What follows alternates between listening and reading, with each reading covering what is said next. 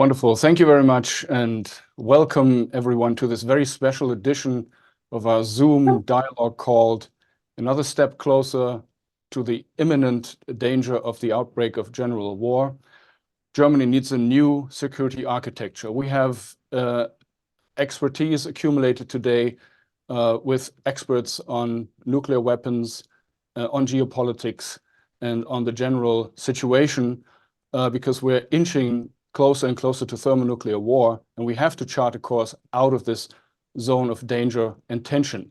Today is October the 2nd, 2024. I'll be the co-moderator today. My name is Stefan Ossenkopf. We also have, I'm from Berlin here, and we also have Dennis Speed in Washington. Are you in Washington right now? I'm in New York City. New York City, I'm sorry, New York City. So we do have a transatlantic team here. Berlin, the city that has been divided during the Cold War, so it's very fitting that also I address you from here. And tomorrow is actually October 3rd, the day of reunification, and we expect a hopefully huge turnout of a peace demonstration in Berlin. So you will pick up on that tomorrow through the news or through other channels. We do have excellent speakers. In the order of their appearance, they will be Helga Zepp-LaRouche, Mr. Ambassador Jack Matlock. Then we have Dr. Theodor Postol. We do have Rainer Rupp, Colonel Alain Corvez, and Wolfgang Effenberger. We will introduce the speakers biographically a little bit as they come to the virtual podium.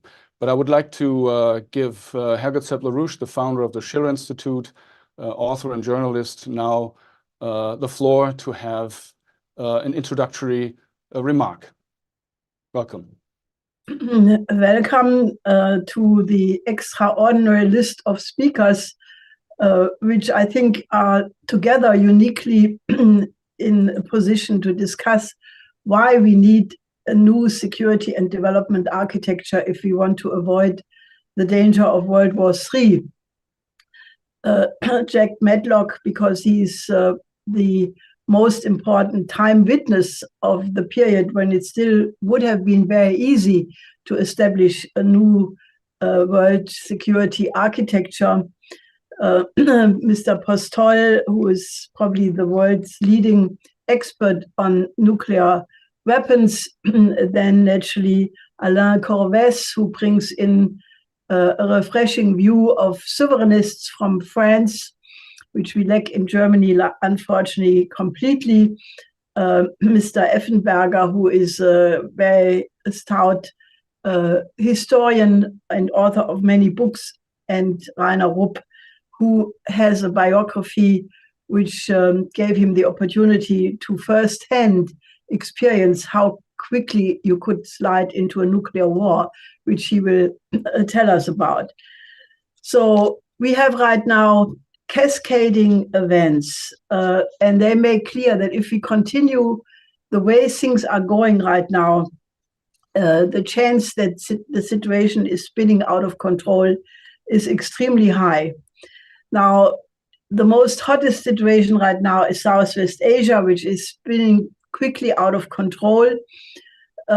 Basically, you know, the sequence of events of the last year were following the attack by Hamas on Israel and the out of proportion reaction by Israel in Gaza since left a situation where, according to the British medical journal The Lancet, more than 200,000 people are dead in Gaza. The Gaza is almost entirely destroyed.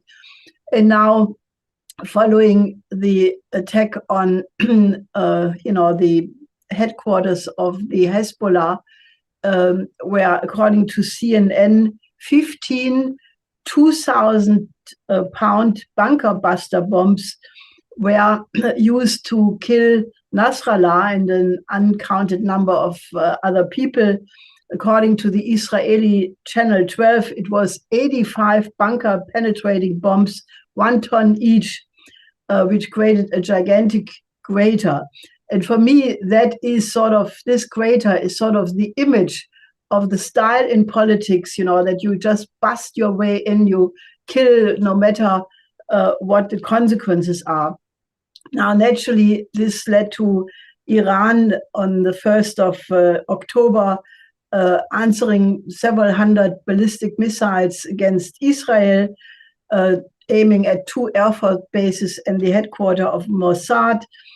Iran claims that 90% of those missiles hit target. Israel naturally denies it and says the Iranian attack was completely ineffective. In any case, we are now in a situation where if Israel is launching a significant counterstrike, maybe on the oil refineries in Iran, and then if Iran retaliates against that, and then Israel would then escalate maybe against the nuclear facilities in Iran. Now, the US aircraft carrier group is sitting since 1 year in the region with many warships. And you have now a situation where everything is set to explode between Iran, Hamas, Hezbollah, the Houthis on the one side, and the Israel and US backers on the other side. And basically, if it comes to an escalation where Iran would be hit in a serious way, what will the other nuclear powers do? Russia has a military agreement with Iran. It is in the fundamental interest of China not to let Iran be significantly destroyed. So this could be the trigger of World War III. Now, the second situation around the Ukraine war has reached a situation where, in reaction to a long series of events, Russia recently changed its nuclear doctrine, which was up to now that Russia would use nuclear weapons only if the existence and territorial integrity of Russia and the Russian Federation were in danger. But now they changed it into saying that if there is a significant air attack on Russia by a non-nuclear power, if that power is backed by a nuclear power, then Russia might basically use nuclear weapons first. And, so the situation is still afterwards, many people in the West are still saying, oh, Russia is bluffing, there are no red lines, even if we are on the verge of such red lines being stepped over all the time. On the 13th of September, Prime Minister Starmer went to the White House and tried to convince President Biden to give the permission that long-range missiles could be used for strikes deep into the territory of Russia, which Biden did not agree to at that point. But many people in the strategic discussion, including obviously the Russians, believe that this is just a question of time when Biden will agree. And Joseph Borrell of the EU just said yesterday, it is important to use such long-range missiles deep into the territory of Russia because one has to hit the archer and not just the arrows. Now, Russia has made very clear already before the change in the nuclear doctrine that, if things escalate, they will not just hit the F-16 and NATO troops inside Ukraine, but they will hit the command centers where the order is given to deploy these weapons. Now, I think we will hear from Ted Postol, who has written many extremely important articles about the difference between conventional and nuclear war, and why it is the logic that once you start to use nuclear weapons, the likelihood that all of them will be used is absolutely great. Now, if it comes to nuclear war globally, that may end, and in all likelihood will end, all life on the planet, because it will be followed by a nuclear winter. There is a debate, people deny that that's the case, and already Albert Einstein had said he doesn't know what a nuclear war in a third world war will be like, but he is certain that a fourth world war will be again with stones and sticks. Maybe some people will survive, but in a horrible condition, and that even is not sure. Now, therefore, we have to do everything in our power to stop that. And in order to come to the right answer, we have to ask what went wrong? How did we come from the end of the Cold War to a situation where civilization is at stake? Now, tomorrow is the 3rd of October, which is the 34th year of anniversary of the unification of Germany. And, you know, as Mr. Matlock has also said, the Cold War actually ended 2 years earlier. Now, we have published a book, please show the slide.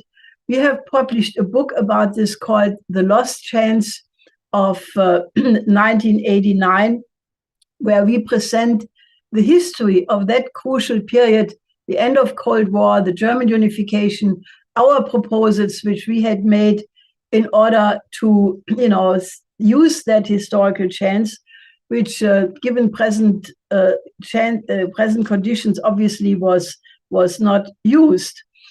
Now, the Secretary of State, Baker, had promised to Gorbachev in February 1990 that NATO would not move 1 inch to the east. Now, also that, you know, Germany could be unified, Gorbachev answered, and be in NATO. This was incredibly generous, given the fact that at that point, the Second World War was only 45 years, it had only passed 45 years since the Second World War. And given the enormous casualties, Russia suffered probably 27 million, for which Germany had a large part of the guilt. You know, I think that the agreement of Russia to the German unification under these conditions was incredibly generous. And it turns my stomach to see, you know, how in only 34 years that has been forgotten completely. Now, our intervention in the situation at the time, just to be very briefly, was caused by the fact that already in 1984, Zepp-LaRouche, my late husband, had made the prognosis that if the Soviet Union would stay at their policy, economic policies they had at that time, which was basically a form of primitive accumulation against their own economy, they would collapse in 5 years. Therefore, it did not surprise us that in '88, the economic problems of the Comecon increased massively. And that is why Zepp-LaRouche and myself gave a press conference in the Kempinski Hotel, where he predicted the unification of Germany to soon come 1 year before it happened, and that the unified Germany should have Berlin as a capital and then proceed to develop Poland with Western technologies as a model for all Comecon states to modernize. So then the Berlin Wall came down on the 9th of November, '89, and we were not surprised at all. However, on the 7th of July, '98, the German government published their, quote, documents concerning German policy, a 1,667-page document, which normally was confidential and secret for 30 years, but Kohl decided to publish it for obvious reasons. And there they basically said that Germany had no prepared plan for what to do if the opportunity of German unification arose. Now, the document says, quote, surprisingly, the day X of the opening of borders had arrived, and the government does not have an available, adequate concept of what to do, not any preparation, no procedures or crisis scenario for this occasion. Now, we had a concept. I wrote a leaflet which was published on the 15th of November, '89 with the headline, Beloved Germany Continued, where I picked up on the LaRouche proposal to develop Poland with Western means, modernizing it, making it a model for the transformation of the Comecon states. Now, naturally, that was only a leaflet, but a couple of days later, on the 28th of November, Chancellor Kohl published his 10-point program, in which he basically did not yet propose unification of Germany, but just a confederation of two states. 2 days later, Alfred Herrhausen, the chairman of the Deutsche Bank, was assassinated by a very dubious third generation of the Baader-Meinhof group, an event which was characterized by the Pentagon former official Fletcher Prouty as being as much a game changer for the German situation like the assassination of John F. Kennedy was for the United States. It was a signal to Kohl and the entire German elite not to step out of any allied consensus, which the 10-point program had been a baby step in the direction of sovereignty, which was basically not allowed. A couple of days later, at the EU summit in Strasbourg, everybody came down on Kohl like a ton of bricks, and Kohl described this as the darkest hour of his life later. Thatcher started the Fourth Reich campaign, and then Mitterrand, basically, according to memoirs, demanded that Germany should give up the Deutsche D-Mark for the euro as a precondition for the unification. Everybody insisted that Germany had to agree to the Maastricht Treaty, which was basically the submission to the neoliberal austerity dogma and the giving up of any economic sovereignty on the part of Germany. For Russia, the IMF insisted on the shock therapy, which reduced the industrial potential of Russia from 91 to 94 to only 30%. Now, I, at that time, made many speeches which were published, where I said, if the West makes the mistake to impose on the bankrupt communist economic system the equally bankrupt neoliberal system, then you may postpone the collapse for a couple of years, but it will eventually come to a collapse much, much, much more severe than even the end of communism. John Paul II, the Pope at the time, warned in the same way that the West should not become triumphalist and claim that they have won the Cold War because there were structures of sin in both East and West. And if people would not believe it, they should look at the condition of the developing countries to see that such structures of sin did also exist in the West. Now, in January 1990, we published our productive triangle proposal, which was the idea to integrate the area between Paris, Berlin, and Vienna, modernize it. This was the highest concentration of industrial capacity worldwide at that time, modernize it through injection of maglev technology, nuclear energy, and then bring this development through development corridors to Warsaw, Kiev, Moscow, the Balkans. Now, obviously, that was not adopted for geopolitical opposition by the sides of the Allied powers. So in 91, when the Soviet Union collapsed, we prolonged this productive triangle into the Eurasian land bridge, which was essentially the idea to connect the population and industrial centers of Europe and Asia through economic development corridors. And we meant that explicitly as the economic foundation of a peace order for the 21st century. Gorbachev at that time was still talking about a common European house. Others were talking about a common security architecture from Lisbon to Vladivostok. Now, the shock therapy basically put Russia into a decade of absolute genocide, as the Russian economist Sergei Glaziev wrote it in a book. And the transatlantic system went along to deregulate the markets even more because there was no more enemy. So the plunge into a neoliberal neo-Malthusian zero growth economic system proceeded. And so did regime change, color revolution, and so forth.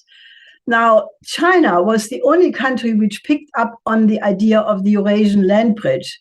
And I'm not saying that they took our proposal directly. Sometimes these things travel many different roads. We had many conferences and seminars on 5 continents in the world. But 2013, Xi Jinping announced the new Silk Road and the emergence of the Belt and Road Initiative, which has completely transformed the world in the following 11 years. As a result of it, you have now a revival of the non-aligned movement, who, because of the cooperation with the Belt and Road Initiative of China, for the first time have seen the chance to overcome colonialism and poverty, while the Western world, the transatlantic system, basically neglected the investment in physical economy in favor of profit maximization. And that is why the real reason for the war danger is the fact that the global South, which has become the global majority, according to Chatham House, represents 88% of the world population, are in the process of building a new economic system, which the West is foolishly regarding as an enemy which has to be contained and suppressed. And that is why, if we do not leave that geopolitical idea that, you know, there will be 2 systems, one is global NATO, which will suppress or has to suppress Russia, China, and the global South. And on the other side, you have the BRICS Plus, which will have a big conference in Kazan in Russia this month, where altogether, I think more than 40, 50 countries have applied for membership. Not all of them will join this time, but there will be waves of joining. If that dynamic is not overcome, I think World War III is the outcome. This is why we are demanding, or at least from the Schiller Institute, we are demanding the immediate establishment of a new security and development architecture modeled on the Peace of Westphalia, where the war parties came to the conclusion that a continuation of the war would not leave anybody alive to enjoy the victory. And they did sit down on the negotiation table and came up with principles which, you know, are known as the principles of the Peace of Westphalia, and were the basis for the establishment of international law. So I think this is a lot of material, and not everybody may agree with my account for history, but, you know, I want to open it for discussion. Thank you so much, Helga Zepp-LaRouche, for this very powerful analysis, chronology, especially mentioning the scandalous developments also around that there was no procedure for reunification, and that the assassinations of Herrhausen and Rohwedder have never been investigated. So there's a lot to do. In case you're wondering when do we have the discussion period, we will have first the statements of the speakers. Afterwards, we will be able to discuss. You can then raise your hand in the Zoom conference, or the chat function will be activated. You can also post your question in the chat, or you can, in the meantime, send us an email. The email address is questions@schillerinstitute.org, questions@schillerinstitute.org.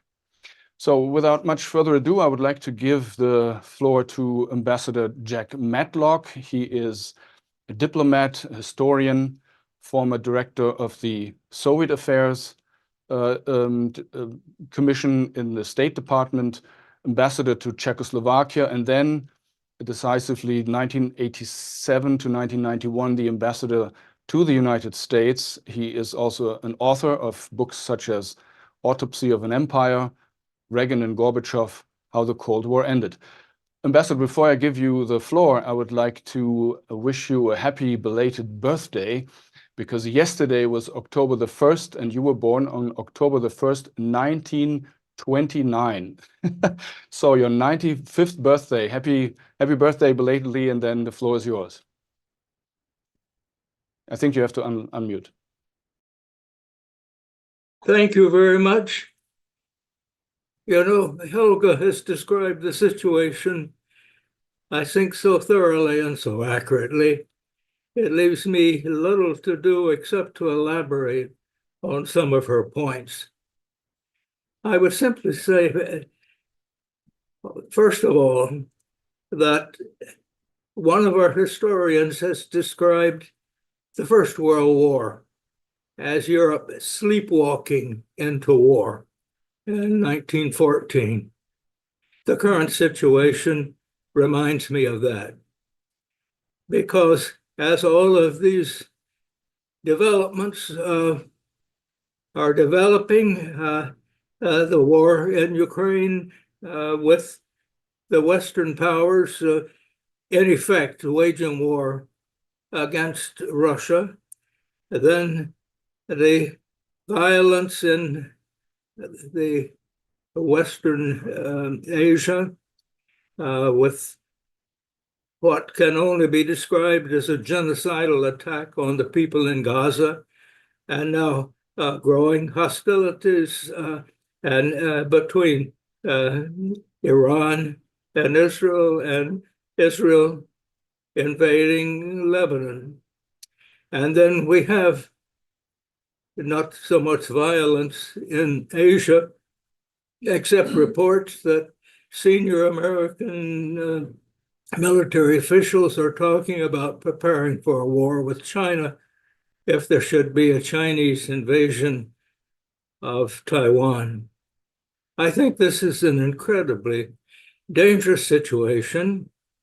And I think that looking back as one who was present in during one of our crises earlier, I was in the American embassy in Moscow during the Cuban Missile Crisis. I helped translate some of the messages that Khrushchev made to Kennedy. And looking back on that, we realized that we came very close to a nuclear war at that time. There were certain decisions made by, I would say, some of the lower ranking military officials that prevented nuclear weapons being used. Now, also, I would say that the diplomacy we used in the late 90s and up to 91 to end the Cold War has in effect been reversed since the end of the Cold War. We didn't follow the lesson that after the Second World War, when the United States insisted that Germany and France bury the hatchet and start cooperating instead of starting new wars. Well, at the end of the Cold War, we should have insisted that a European structure be built that would guarantee all of the newly independent countries, including Russia. Instead, we started simply expanding NATO. Now, NATO was set up to resist a possible Soviet attack on Western Europe. And if there had been such an attack, it could have been a catastrophe, because there were already tactical nuclear weapons deployed in the area. And it would be impossible for these to be used without destroying the very areas we were supposed to be defending. So thank God this never happened. And it turns out, in looking at the historical records, that the Soviets never intended to attack Western Europe. They did have plans. If we attacked them, they would respond. But these, after the Chernobyl nuclear accident, it became clear even to the Soviet military leaders that a nuclear war would be a catastrophe for all. In their first meeting, President Reagan and then General Secretary Gorbachev agreed that a nuclear war cannot be won, must not be fought, and therefore there can be no war between us. And they continued to negotiate. The two of them hoped they could eliminate nuclear weapons. That turned out to be not possible. But, and I remember that during that time when we were trying to provide better protection to Europe, we decided, because the Soviets had their SS-20 missiles that aimed at Western Europe, that could hit our NATO capitals in Western Europe in minutes. And Western Europe, there was nothing comparable. And so we decided, in order to get them to remove those missiles, we would deploy intermediate range missiles in Germany. This was highly controversial in Germany.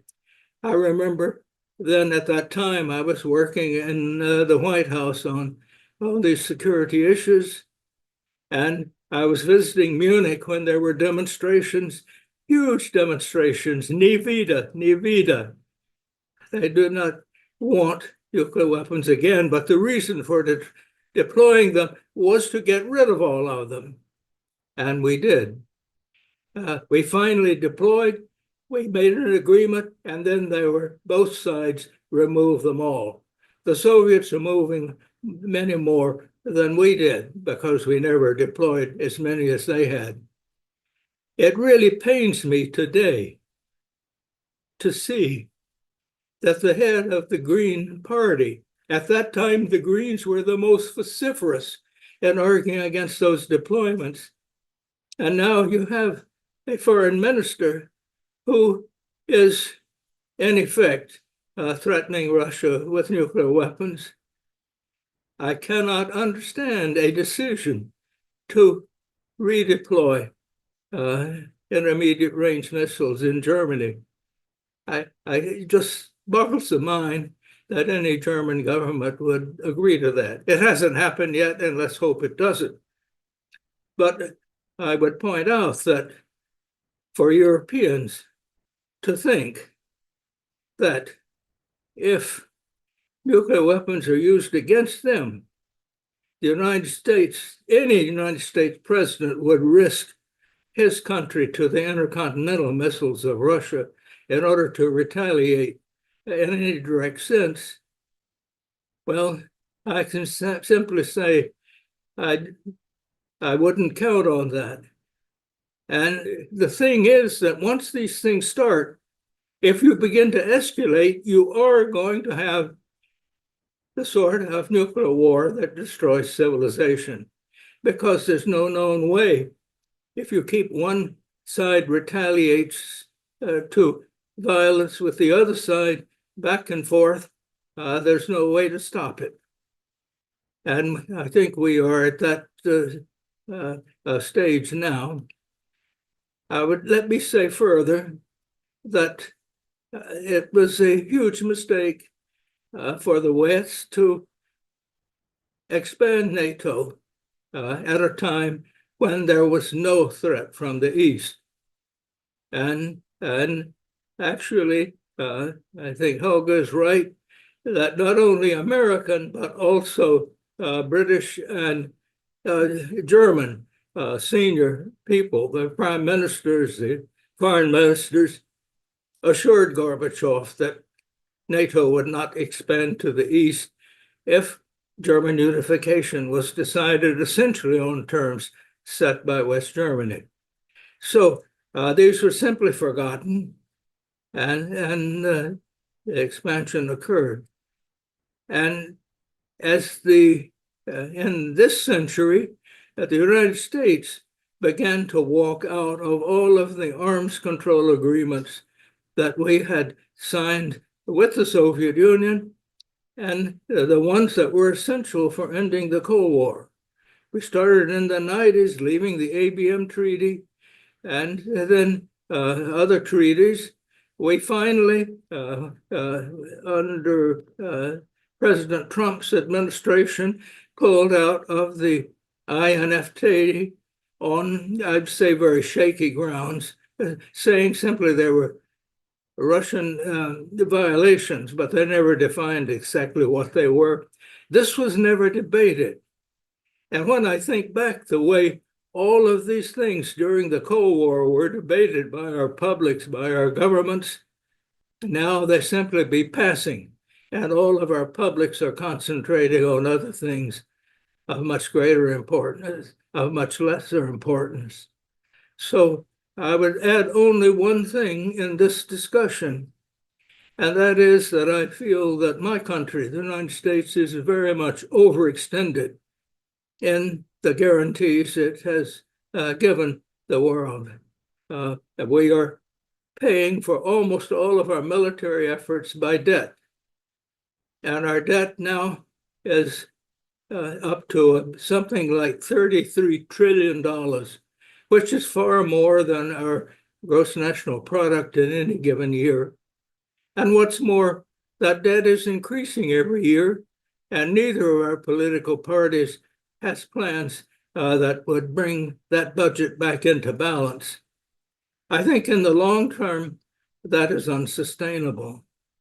And I do think that we have to find a way to encourage the parties to act peacefully instead of fueling the fighting. There could have been a perfectly reasonable agreement between Russia and Ukraine if the two Minsk agreements, which actually were signed also by Germany and France, had been implemented by Ukraine. They were not.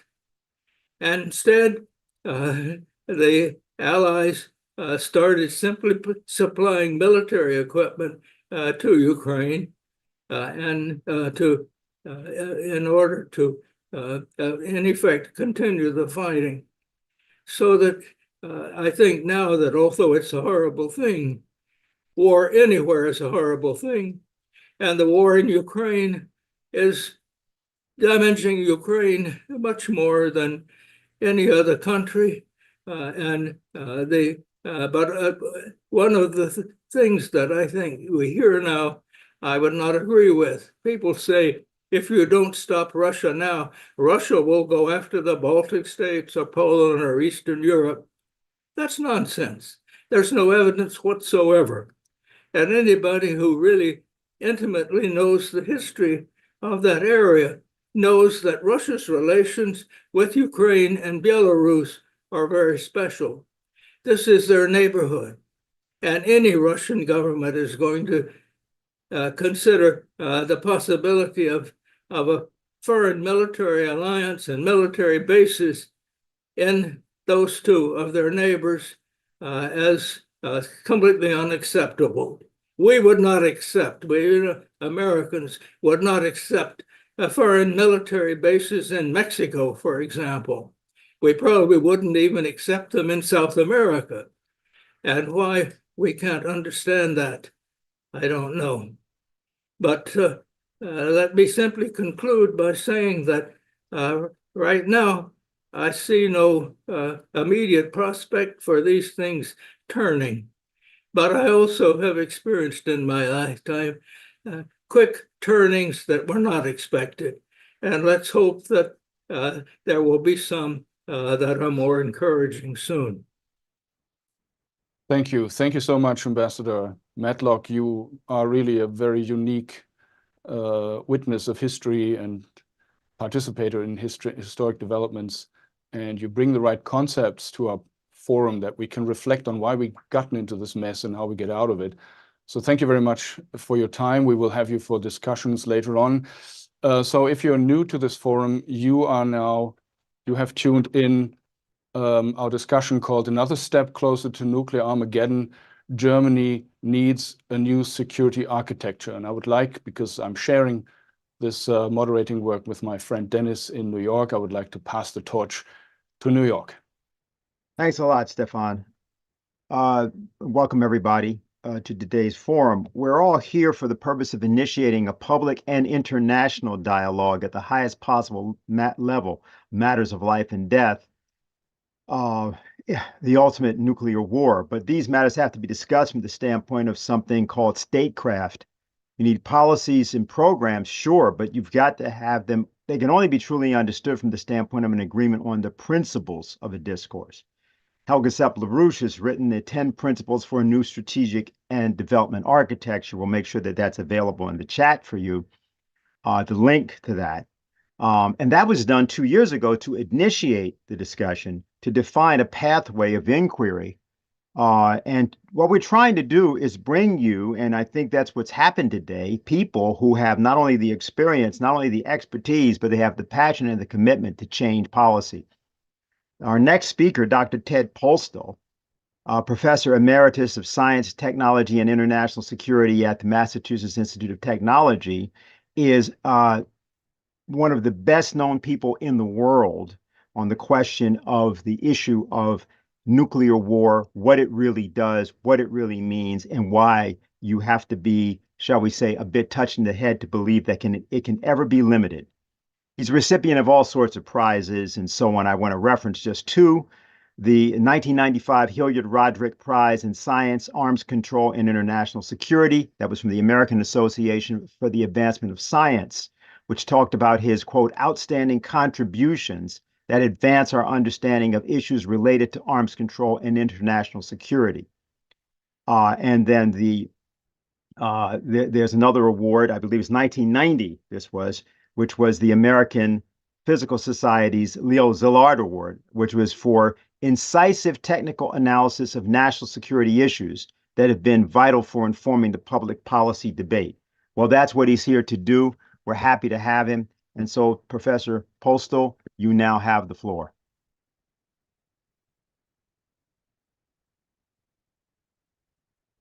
Thank you very much. Can you hear me now? We can hear you clearly. Now we've got your image also. Great. Okay, great. Let me start by apologizing. I'll be leaving at about 6:30 your time because I have had another unexpected commitment because of the war in the Middle East. And I've been asked to do something totally different on those issues, but they're also pressing at the moment. What I'd like to talk about at the moment is a little bit about why the development, but why an introduction of these missiles into Germany by the United States would certainly create a trigger point for a potential Third World War. And the reasons for this are actually quite simple. The warning times available to both sides, both the Russians and the Europeans and the United States, would be very short. And because of these short warning times and the enormous destructive capability of the weapons involved, the result would be a hair trigger situation all the time. And both sides, I'll focus on the Russian side for this discussion because it has an important implications for German security. Both sides will seek, because they will feel they have no other choice, to destroy the other's nuclear forces if they perceive something is about to happen. And this will almost, certainly lead to a rapid, uncontrolled escalation that would involve the strategic forces of both the United States and Russia. So it's simply a matter of proximity, the perceived danger that each side will have of the other, and the inability to, in any kind of controlled way, to use nuclear weapons to reach, to protect themselves. But there will certainly be a situation that will be unstoppable should it get going. Now, I have a few slides. I will try to jump through them since I won't, I know that this will, I can't. Oh, incidentally, I can make the slides available to any of the audience if Helga is willing to distribute them. That would be very nice. If you should have let me.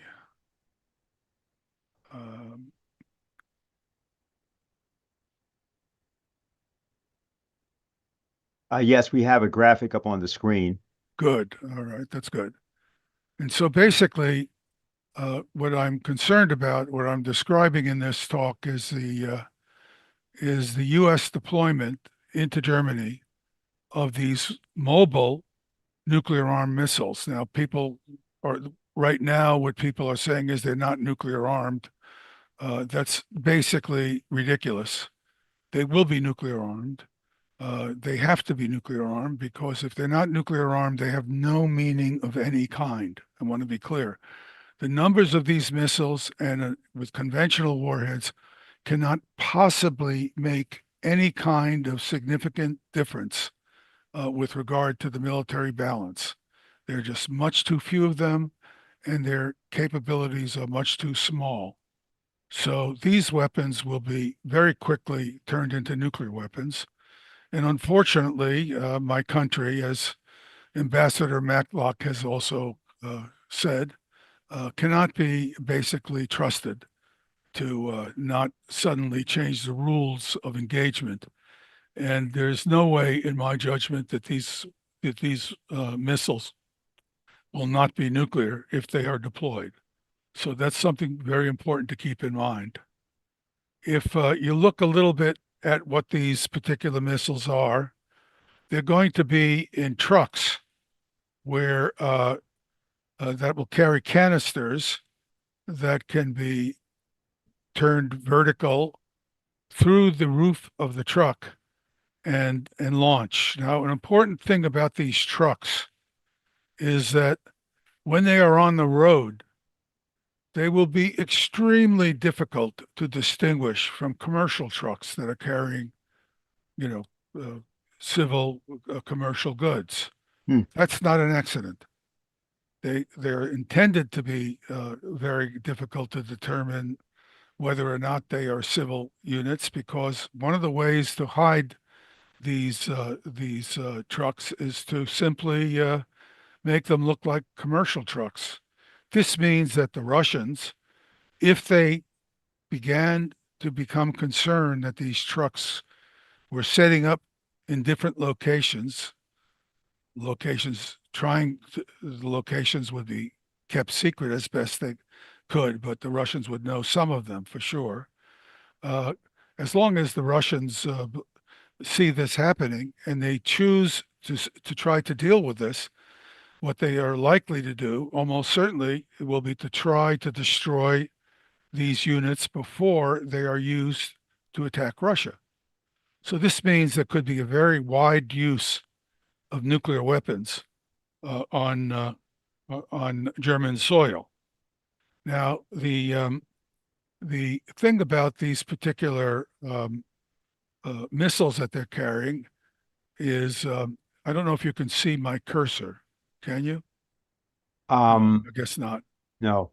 Okay. If you look at this left yellow box here at the top. I guess now we can see your cursor. Go ahead. You can see the cursor. Okay. So I'm putting the cursor over what is called the hypersonic vehicle. It's basically very similar in many ways to a ballistic missile warhead, except it's designed to have some aerodynamic lift on it, which ballistic missile warheads are not really designed for that because they're most of the time they spend outside the atmosphere. So if you had a ballistic missile warhead, you would launch it on a lofted trajectory, and the lofted trajectory would, with the curvature of the Earth, it would quickly be seen, even though the curvature of the Earth is large enough to mask the launch from a radar, let's say in Moscow. You would at least have maybe 10 or 12 minutes of observation of this object coming at you. However, if you have a hypersonic vehicle, it is launched to a speed that's about the same as that of the ballistic missile. So it actually takes a somewhat shorter time to get to Moscow because it's traveling on a shorter path. It's skimming off the top of the atmosphere, but its speed is extremely high. And because it's low to the ground, it is only likely to be in the line of sight of radars in Moscow, maybe 3 minutes or so before it's actually going to arrive. So the Russians would have almost no warning of a nuclear attack on their leadership. So this will cause the Russians to put in place mechanisms to rapidly react. I cannot tell you what those mechanisms would be, but they are certainly going to include various kinds of what we call pre-delegated authority. Authority to take action if, for example, a communication from Moscow all of a sudden disappears. And if you had an accidental communication blackout under certain crisis conditions, that could lead to the massive use of nuclear weapons against Germany. So I won't go through this because this was really the fear of the United States during the Cuban Missile Crisis in 1962. In 1962, the United States produced a blockade of Cuba in order and was planning to invade if the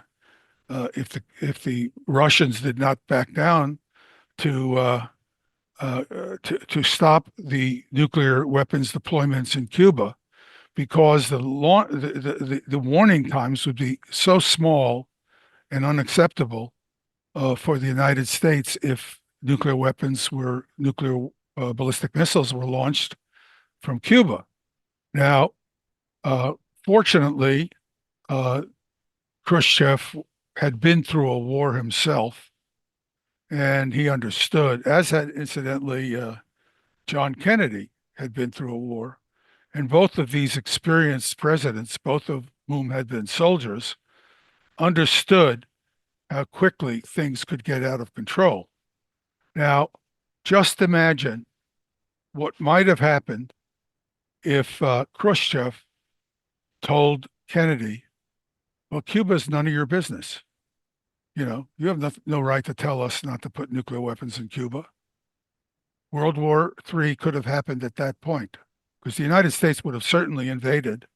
And we know now that there were already nuclear-armed ballistic missiles in Cuba, and we don't know what would have happened, but it's a significant chance that those weapons would have or could have been launched. Now, in December 2021, Sergei Lavrov was talking to Antony Blinken, and Blinken told him that the United States reserved the right to put nuclear-armed ballistic missiles in Ukraine. And Lavrov objected. Lavrov said, we would object to that. And Blinken's statement to Lavrov was, you have no business telling the Ukrainians what they can and cannot do. It's not your business. Well, imagine if Khrushchev had done that to the American president, and to think that and of course this was December 2021, and the invasion occurred on February 24, 2022, only a couple of months later. Not a surprise if you know a little bit about the situation that people would be contemplating from a military and political point of view. So what could a Russian tactical nuclear attack on these missile deployments in Germany look like? Well, we don't know, but we do know the practices that a military institution will take. It's not because they're crazy. It's because they're trying every way they possibly know to limit damage to their own country. And they know when they're doing this that the probable outcome is the destruction of the world.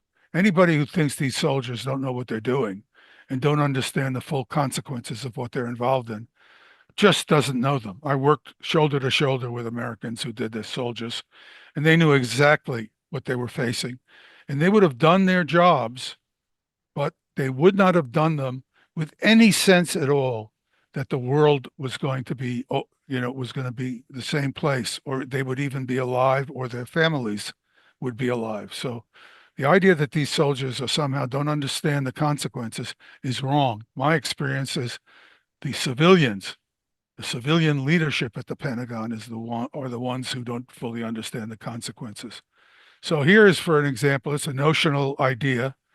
I have little nuclear explosions I've shown, and these red oval areas show you areas where the fallout, radioactive materials from the nuclear explosions would fall to the ground and produce a radiation field that's large enough that if people did not evacuate this area within 24 hours, they would receive a lethal dose. The blue area shows you the region where people would get enough radiation that they would be sick. And a good number of them could actually die because they wouldn't have medical support. Now, this is only for, let's say, a dozen or so nuclear detonations. I'm assuming, incidentally, a nuclear yield of the warheads, exactly what Putin said the nuclear yields of Russian tactical nuclear warheads would be, 75 kilotons. That's what I have assumed. They could be larger, they could be smaller. My guess is there'll be a mix. These attacks would be at sites where the Russians believe there might be a unit of U.S. tactical ballistic missiles set up. In fact, there would be many more uncertain sites, and there would be many more, probably there would be hundreds of these weapons launched, because the intelligence is uncertain, and missing a site where multiple nuclear weapons could be launched against your country, including your capital, is not an outcome you want to face as a possibility. So given that weapons are already being used, you are not going to say, gee, one more weapon could be escalation. You're going to go after everything you think could possibly be a target, be a threat to your country. Now, here is a threat area that could also be targeted. This is a map of Hamburg in 1943. It shows that it demarks areas that were bombed in the bombing attacks of July 27 and 28 on 1943. And this area here shows the area of Hamburg, which incidentally is a big command center. So this is going to be hit too. You're not going to say we're not going to hit a command center. That's where all the decisions are being made to release these weapons against you. You're going to go after all, and there will be, of course, many cities, probably most, that will be hit with a nuclear weapon. This area burnt down in what's called a firestorm. Now, here's just a photograph of a burning area, but a firestorm occurs when you have a very large area on fire. The size of the area matters because as it gets bigger, the intensity of the heating over the area over which air is heated gets larger by the area, whereas the perimeter only gets larger linearly. So the intensity of the air sweeping in from the outside is not enough to cooling effect to prevent the air temperatures to get enormously high in the fire area. And what you get very quickly is a circulating firestorm. And these firestorms, here's an image from an air attack. This is a firestorm developing, but I won't go through this for now. But what happens is the circular flow, the circular area of fire naturally develops air motion that drives the fire inward, resulting in the whole area coming into flames, and very high winds on the ground. So the temperatures are enormous, enough to melt glass at the centers of the firestorm. The air temperature is above the boiling point of water.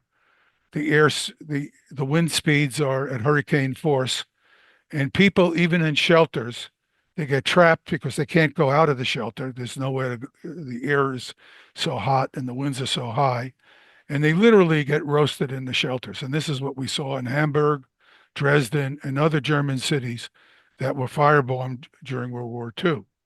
So if you want to get a sense of what the area of Hamburg would suffer a firestorm relative to what happened in 1943, I've now projected that area over a Google satellite map, so you can get a sense of the structure of the city below rather than from a map. And this is the area that a 75 kiloton, a small tactical nuclear weapon, would set on fire.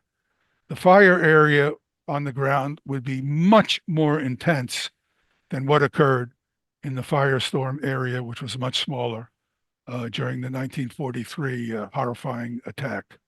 Now, it's important to keep in mind that there's also radiation generated by this nuclear weapon, and the radiation comes, gets mostly carried to a high altitude, and it falls out in the form of particles within tens of minutes of the detonation cloud forming.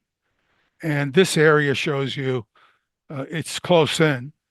It shows you the area downwind, so there's an assumption of wind direction here. You wouldn't know it at the time of the attack.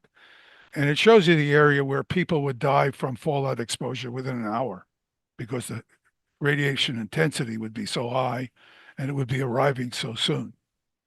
Now, again, Hamburg is a big metropolitan area, and it has a commercial airport. Now, why would you attack a commercial airport? It's not a military installation. Well, if you're in a war and a war is a possibility, you could very likely disperse many of your military aircraft to commercial airports to minimize the chances that they will be destroyed if the military airport is attacked. So this means the commercial airports will also be attacked. I'm just trying to give you a sense of the reasoning behind this kind of attack. So in this case, you would have a second, again, I'm assuming arbitrarily that it's another tactical nuclear weapon of 75 kilotons. Could well, in fact, I think it would be likely bigger. And this area in between these two fire areas, there would be winds set up from the two wind motions drawing air in and competing with each other that would cause this entire area to merge into a giant firestorm. So this is the kind of levels of damage that you can, it's unimaginable. As you can probably tell, I went to a lot of trouble here to put together graphics that are real as best we can do for a human being. So here, I've added to this graphic, which just shows the burnt out area, the burning area of Hamburg. I've added Nagasaki before on a scale that's comparable. So the street scales are comparable to the area that burned out. So this is a smaller area I'm showing you here. And so if you want to get a feel for the levels of damage that occurred from the nuclear attack on Nagasaki, here is Nagasaki. That's one of the two photographs above, before the attack. And here it is after the attack. And in this case, there was a lot of blast, and the place was essentially cleared of all buildings and basically, essentially most of the life. So I'm going to end here. I can talk more about fallout, but I think my point here, to be transparent and blunt, is to scare you with the truth. I'm open about this with people when I talk about these kinds of issues. I don't want to overstate the situation. In fact, I'm understating it. I want people to understand that we are looking into the abyss of the end of human civilization as we know it, and possibly the end of human life on the planet as we know it.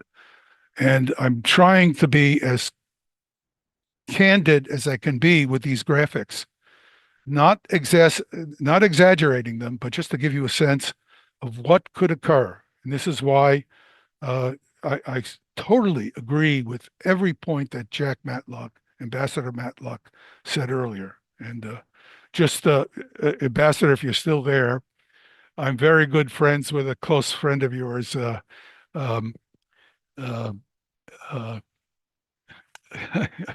it's amazing. I'm blocking his name, and I'm good friends with him. And he's also an ambassador. You're 95 and he's 95. How can I do this? Anyway, and my joke with him, because he you'll know his name immediately. He negotiated the Confidence and Security Buildings Measures Agreement in Europe, and he's also 95 like you. And my joke with him is that when he was, my job would have been, if we knew each other when we were both in the government, would be to sit behind him during a negotiation and look threatening, so that he would have something like that going on behind him. But anyway, that's a joke I share with him. Thank you. Thank you. Also, Thank you. I know you have to get going, so let me just ask a question here. Helga, would you want to say anything at this point? If Yes. so, please go ahead. Well, both Ambassador Matlock and Professor Postol, I cannot say how grateful I am for what you are doing, because it is so super urgent that especially the people in Germany wake up to the danger. And what you are just outlining, we will promise that we will try to get it to every possible pore of the society in Germany. You know, if Pistorius, our defense minister, says he wants to make Germany war ready, we are pledging that we will use your presentations to make Germany peace ready. And we will try to get, many teachers and professors to get it in every school class, in every university classroom, because I think this is so essential for us to survive. And it's not a coincidence that you are from, let's say, the World War II generation, because it is that generation which still has a sense of what the destruction of war actually means. And, it seems that because of video games and, the whole, brainwashing of people thinking that things have no consequences, they need this dose of reality, which you have just given us. So let me express my strongest thanks. Yeah, I often tell my students that the most unnatural state of the world that you can possibly imagine is picking up a phone and hearing a dial tone immediately, because that would not be the world we live in. It would be, and my senior moment is over. Ambassador Matlock, I'm talking about Jim Goodby, who's an old friend of mine. I think you must know Jim very well. It's my guess, but anyway, he's also 95. Yeah, well, thank you. Now, I understand that Ray McGovern is on, and he is asking urgently to say something in response to Dr. Postol. So, Ray, if you can unmute yourself. I don't know if we've got your image as well. Can I be heard? Yes. Can I be heard? I can. You can be seen too. Okay. Thanks, Ted and Jack. It's good to see old friends here, even though I'm not as old as Jack, but I am older than Ted. So whatever. Two small points, very important points. Back at the end of December 2021, Putin convened his military, top military, his defense minister, and he said, look, the US is going to put hypersonic missiles in Ukraine when it gets them. That will give me 4 to 5 minutes to decide how to react. That was the 21st of December. On the 30th of December, Putin called Biden very unexpectedly. I need to talk to you right away. Biden was in Delaware, but he took the call without his sturdy advisors. Putin said, look, we're about to start negotiations in Geneva. Could you please just promise not to put offensive strike missiles in Ukraine? The readout of that conversation said, Mr. Biden said that US had no intention of putting offensive strike missiles in Ukraine. Again, 30th of December, 2021. The 21st of January, 2022, Lavrov raises this with Blinken, and Blinken says, forget about it. We don't have to, we can do what we want. We might be able to talk about the number of offensive strike missiles in Ukraine, but forget about what Biden said. That was the 21st of January.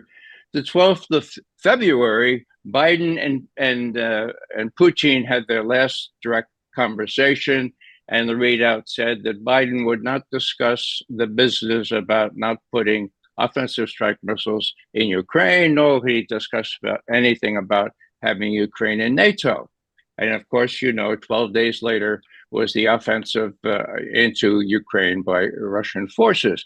This is really important, okay? This is the scenario. The Russians feel that they were duped, they were lied to, and the readout pretty much shows that. Nobody knows that because nobody reads reads the readout. Okay, the readout.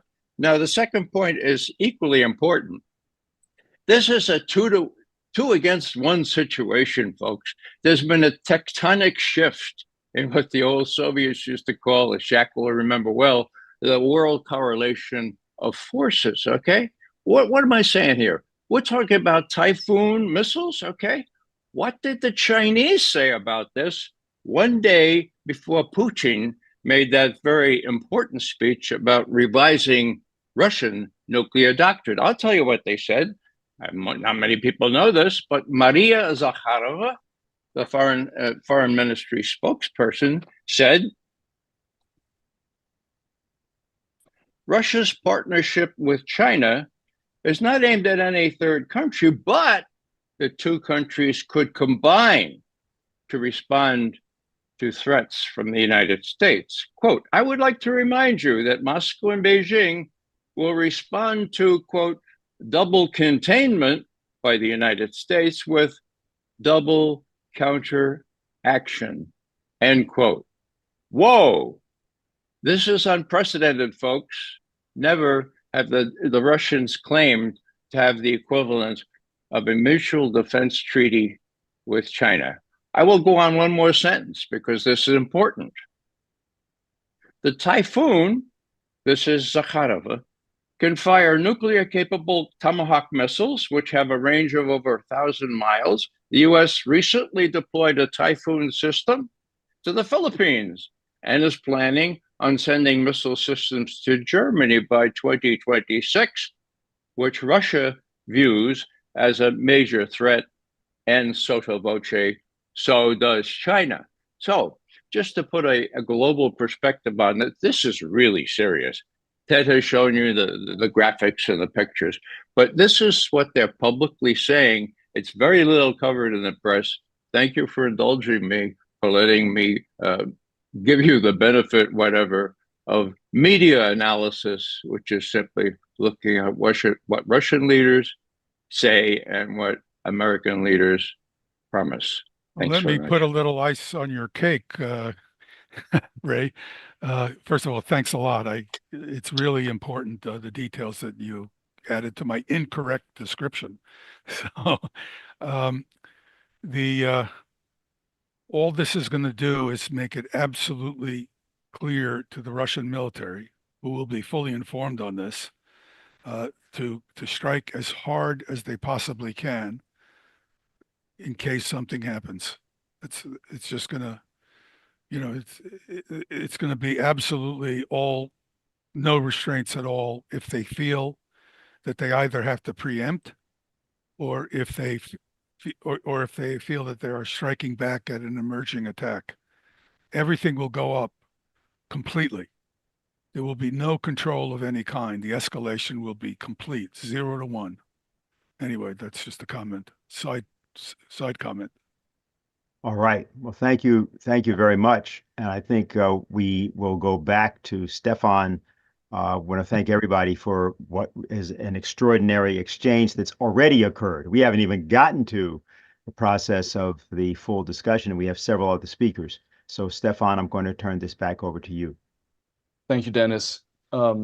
Yes, very scary and sobering accounts. And I also want to reiterate what Helga said. We will bring this actually right away tomorrow to the large demonstrations that we will have in Germany.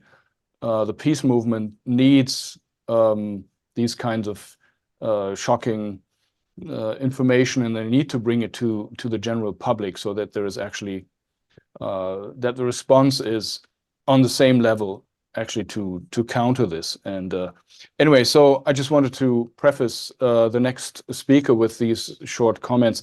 The next speaker is from Germany, and his name is Rainer Rupp, and he is a very prolific journalist.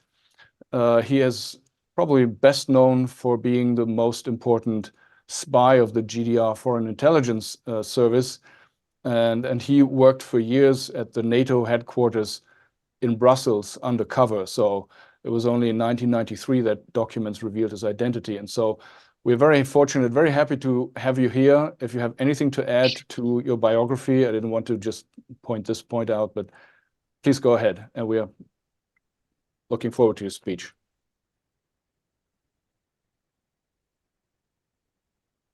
I think you have to unmute yourself, Rainer, or... Maybe just a little addition to the biography. I was sentenced to 12 years and was let out after 7. And ever since, I'm continuing to provide intelligence, but this time with legal methods, still legal methods, because it's getting tighter and tighter. If you are, for instance, now don't use the right words, you're already with one foot in the prison again. Anyway, long story short, something else. So now we've heard from every speaker so far that undoubtedly especially we in Europe, are edging closer to a nuclear conflict. Not yet since the Russians drafted their new nuclear deployment doctrine, of which we already know some of the key elements. To put the essence of this new doctrine in one sentence, it lowers the threshold to nuclear war considerably, primarily, of course, here in Europe, with Germany as the main logistical hub with vicious anti-Russian warmongers in a government being the main target. Now, talking about nuclear war and deterrence between the United States and Russia, leaving Europe out for very good reasons, because the European nuclear powers cannot be compared with USA and Russia.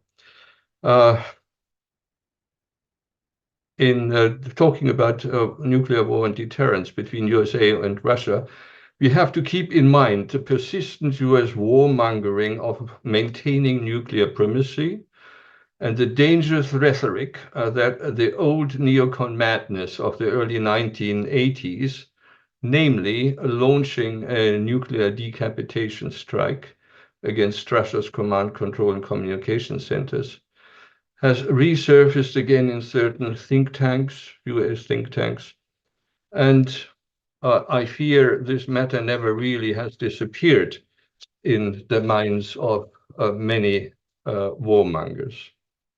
Against this background of nuclear deterrence, operates in three dimensions: time, distance, and altitude. We've seen this very well with this diagram Professor Postol showed us at the beginning. Time, distance, and attitude in addition to the protection and dispersal of your actual nuclear weapons, of which you must have a sufficient quantity for a first and as a minimum for a second all massive retaliation strike, on the physical basis of the well-known triad of ICBM launchers, surface missiles in silos or on wheels, on submarines, and airborne from long-range aircraft. As to the factors of time and distance, they are crucial for, and you will see where I'm aiming at. As to the factors, time and distance, they are crucial for an effective retaliation, and altitude, where the ballistic missiles can fly in, is crucial for anti-missile and other defense systems to operate. Over-the-horizon radars are crucial for all three dimensions, as early warnings give authorities time, distance, and altitude to react and enact defensive measures. If only one of these three dimensions is taken out, or the ability to detect an approaching intercontinental ballistic missile, it doesn't need to be an ballistic missile, it could be a typhoon, is seriously impaired, modern nuclear deterrence is simply compromised or fails completely. This is the reason why, according to the new nuclear doctrine, the Kremlin would be forced to react with conventional weapons and, if necessary, with tactical nukes against the origin of the threat, namely military bases on the territory of the perpetrators. If Russia's early warning systems would be damaged, little does that matter if the foreign party does it as the United States or any other NATO ally, or, for instance, Poland or Washington's Ukrainian proxy. Basically, this new approach makes logical sense, which applies not only to Russia, but also to the deterrence posture of the US and all other nuclear powers. Everybody would eventually be forced to react under a threat launched by a non-nuclear power behind which a nuclear power is hiding. In 2020, in the 2020 issue of Russia's use of nuclear weapons doctrine, there were four conditions were listed under which nuclear weapons will definitely be used. I quote, will definitely be used. First was credible warning about a launch of ballistic missiles against the territory of Russia or its allies. This would be the preemptive attack of which Professor Postol talked in connection with typhoon spreading out, with the indications of fearing that a nuclear attack would be imminent. So you preempt. That's already, actually, this has already been the Soviet doctrine in the 1980s. Nuclear, I come back to that in a minute. Nuclear strike, number two, nuclear strikes against the territory of Russia or its allies, that has remained unchanged. Three, conventional strike on nuclear forces and command and control systems, so attacks with conventional forces on nuclear forces and command and control systems. This actually has happened just over the last month. Conventional attacks against Russia threatening the very existence of state. Now that hasn't changed either. Ukrainian strikes. Ukrainian strikes that have happened over the recent month were definitely conventional strikes on nuclear forces and command and control systems. Let me see where we're going. Oh, I got a bit. And the Russian response on this number, what was it? On this number 4 condition, I repeat, conventional attacks against Russia's, no, a conventional strike on nuclear forces, structures, and command and control systems. And the Russian response on this was not so almost definitely. I was not definitely, but almost definitely.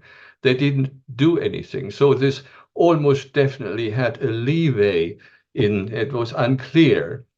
And on the basis of the conventional strikes of the armed forces of Ukraine, on the Russian early warning systems or the over-the-horizon radars operating in Krasnodar, for instance, near Ukraine, or in Orenburg, near Omsk, some 1,500 kilometers away from Kiev, it became obvious for the Russian leadership that the existing nuclear doctrine needed recalibrating to meet the new US-NATO challenges. So it is, Professor Postol talked about the preemptive, basically the preemptive strike in the instability that the typhoon would bring back into Europe, just as the Pershing II brought into Europe when it was introduced in the early 1980 years, which actually brought us to a nuclear crisis which was widely unknown. Some military historians call it even, and Benjamin,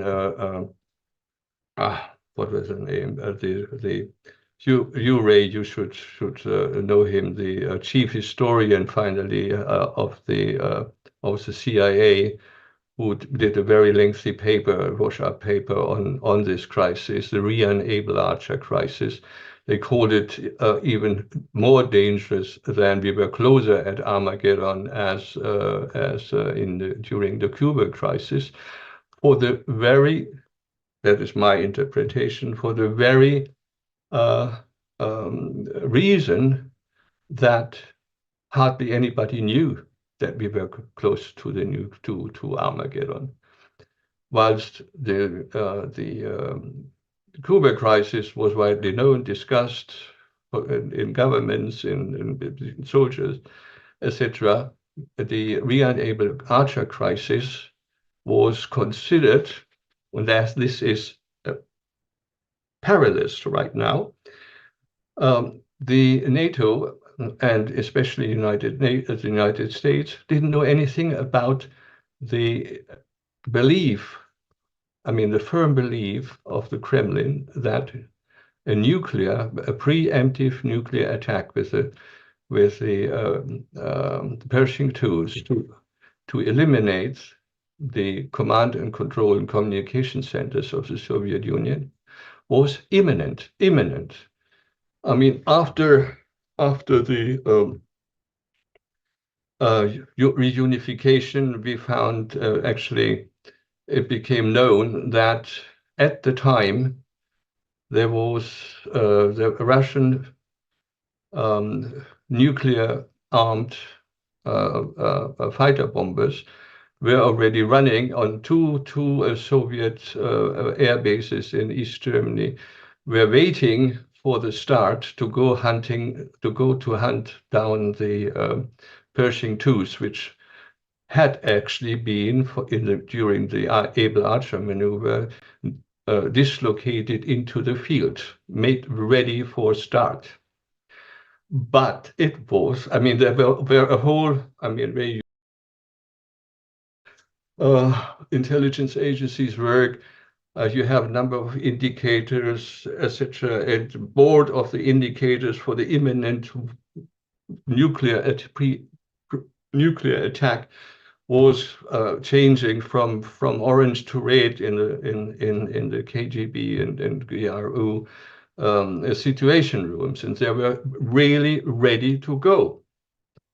And I was sitting in the situation room as the chairman current intelligence during this period.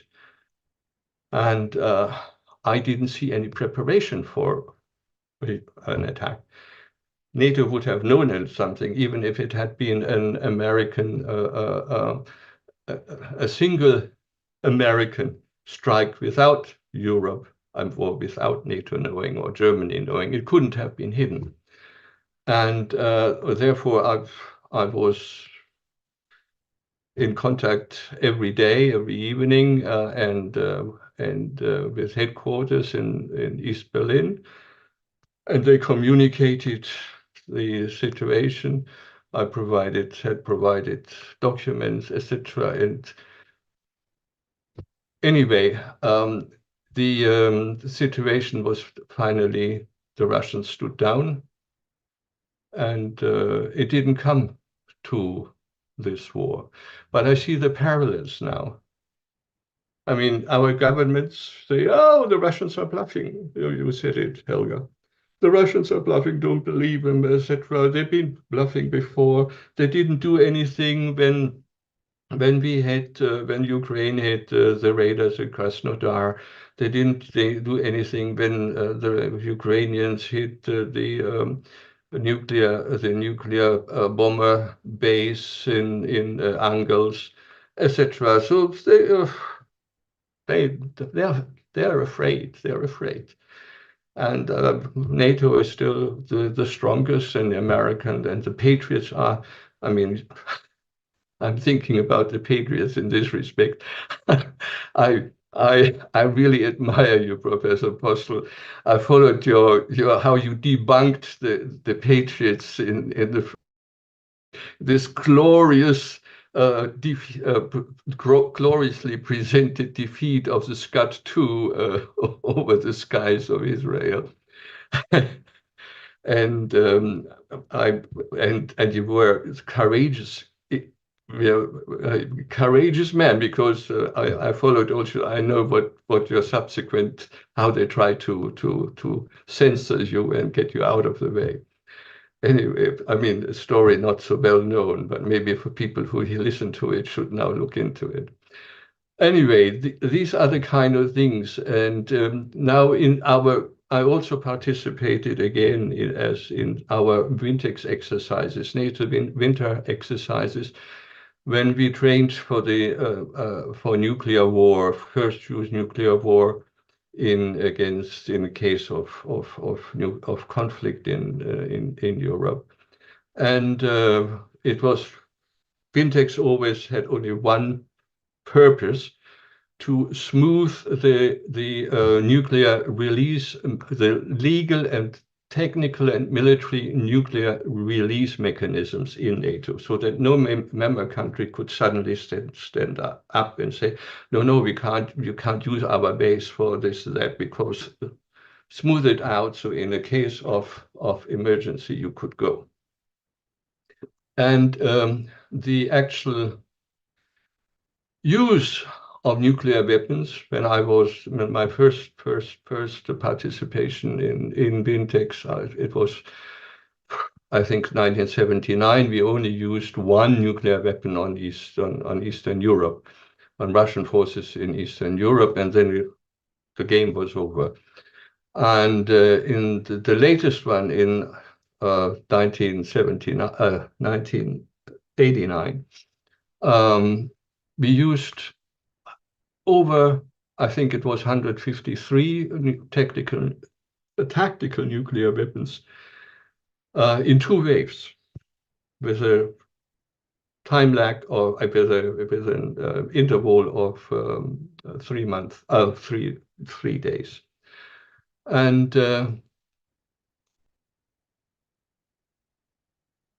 this, I mean, that only as a background, but it was always the American planners who decided where the targets were. And I noticed none of these nuclear weapons ever fell on Russian territory. It was always Soviet troops, but none of them on Russian territory. Soviet troops in Eastern Europe. In the last one, actually, even there was a break or two. two on East Germany, on Russian formations in East Germany. Before, that was 79, before the Germans always, by the way, it was at that moment, Willy Wimmer, then as Undersecretary of Defense in Germany, Willy Wimmer, for the CDU, he stopped the German participation in Wintex and walked out of the bunker.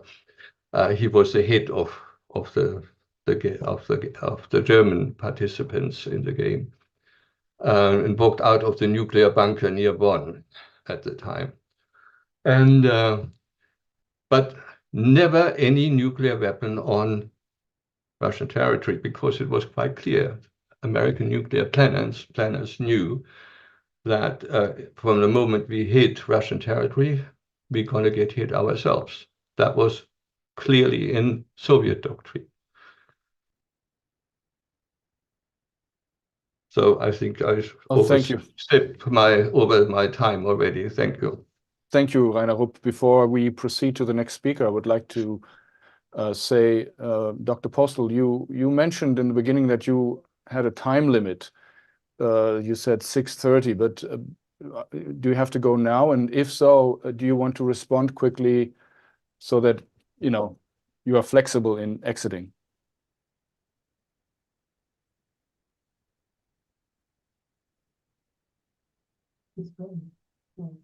Well, I do have to go. Unfortunately, I really do not want to go. But let me just simply say I greatly appreciate Jack Matlock's and Ray McGovern's and Rene Rupp's discussion. I don't know if I assume that Rene is in Berlin, given I hope he is, because I'm going to be in Berlin next week, and I'd like to get together and chat, because we have some interesting stories to exchange. In particular, that can be done. Okay, all right. Well, I will go now. I'm very sorry that I couldn't stay through the whole thing, and I apologize. It's just no, we're very happy. Other war is also happening, and I've been asked to talk about it. No, thank you so much. We're very grateful for your contribution. We'll stay in touch. We'll have probably more of these conferences coming up, given the urgency of the situation. Thanks for joining us, and take care. Okay, we'll go Ray, to the next. Behave yourself. Bye-bye. Well, let's go to the next speaker, who is joining us from Paris, I believe. Mr. Retired Colonel Alain Corvez, and I don't know if he will speak in French, but we will get an English translation, and also other languages. But he is a retired colonel and former advisor to the General in Command of UNIFIL, which was the United Nations Interim Force in Lebanon. He is also a former international relations consultant of the Defense and Interior Ministries in Paris. And we're very happy to have you here, and we're eager to hear your speech. The floor is yours. Bonjour et merci. Je vais parler en français, effectivement. Yes, hello, I'm going to speak French, indeed. First of all, I'd like to see how much I appreciated the presentations, the previous presentations, and I'd like to present my respect to Ambassador Matlock, who gave us an overview of his exceptional experience, given the exceptional post that he held. Mrs. Zepp-LaRouche presented me before as a French souverainist. It's true, I am in favor of French sovereignty, for a return to French sovereignty, because in the meantime, we have completely become aligned with the policy of NOTAN. but I'm also for sovereignty for Germany and for all other European countries. Since the end of the war and progressively, most of the European countries have been subordinated or conquered without war by the United States of America that have become the deciders, the decision makers for what is going to happen in Europe, and who pursue their policy through the European Union. So I am a sovereignist. In other words, I want that the decisions that concern the French people be taken in Paris and not in Brussels or somewhere else.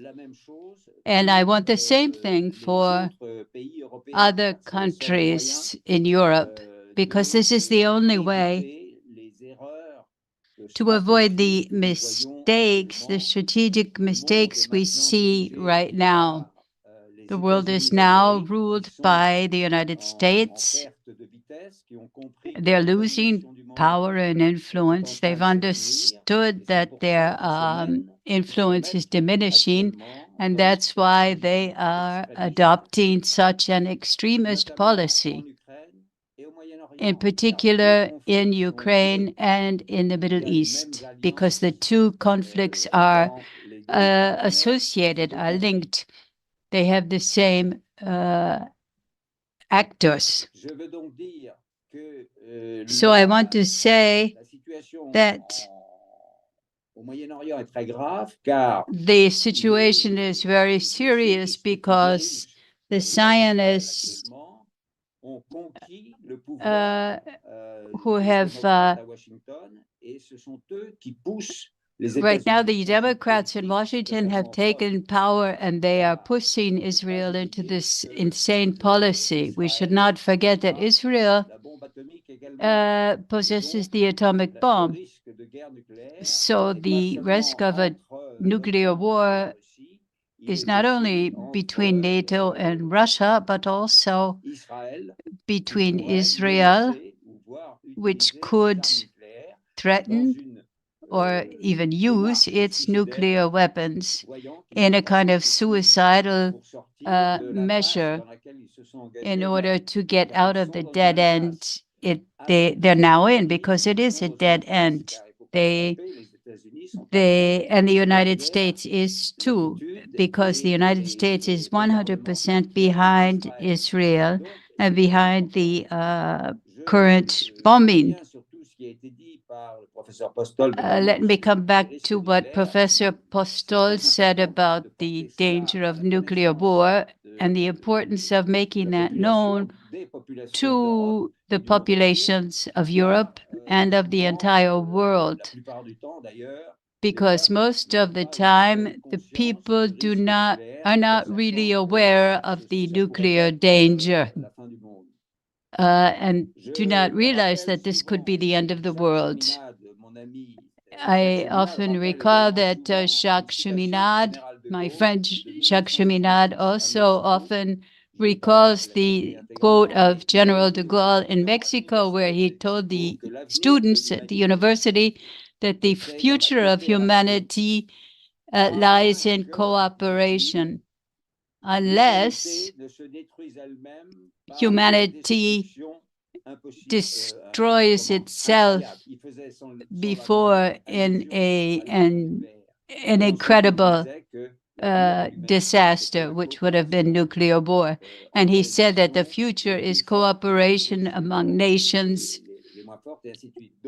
among both powerful and less powerful countries. And I also support the Schiller Institute in that we need this kind of cooperation that respects the personalities of the different countries.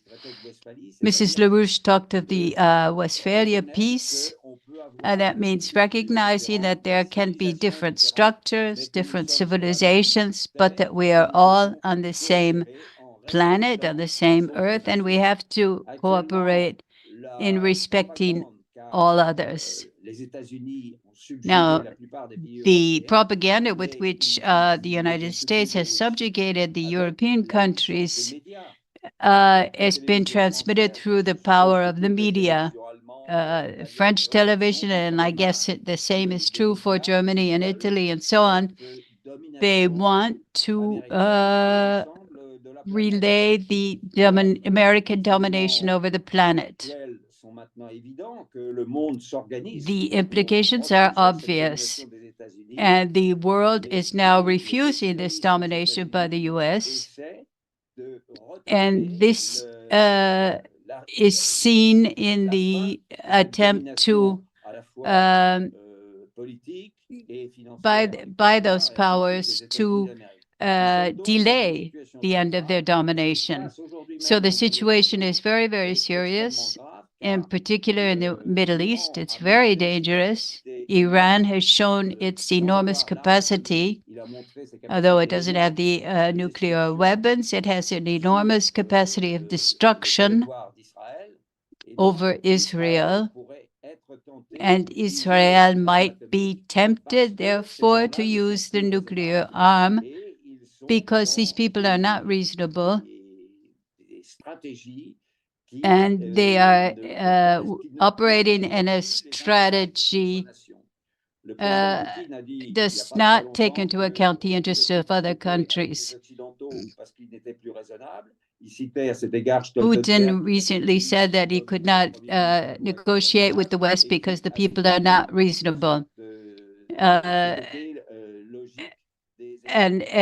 And they could not negotiate because this logical side of reasoning has been lost.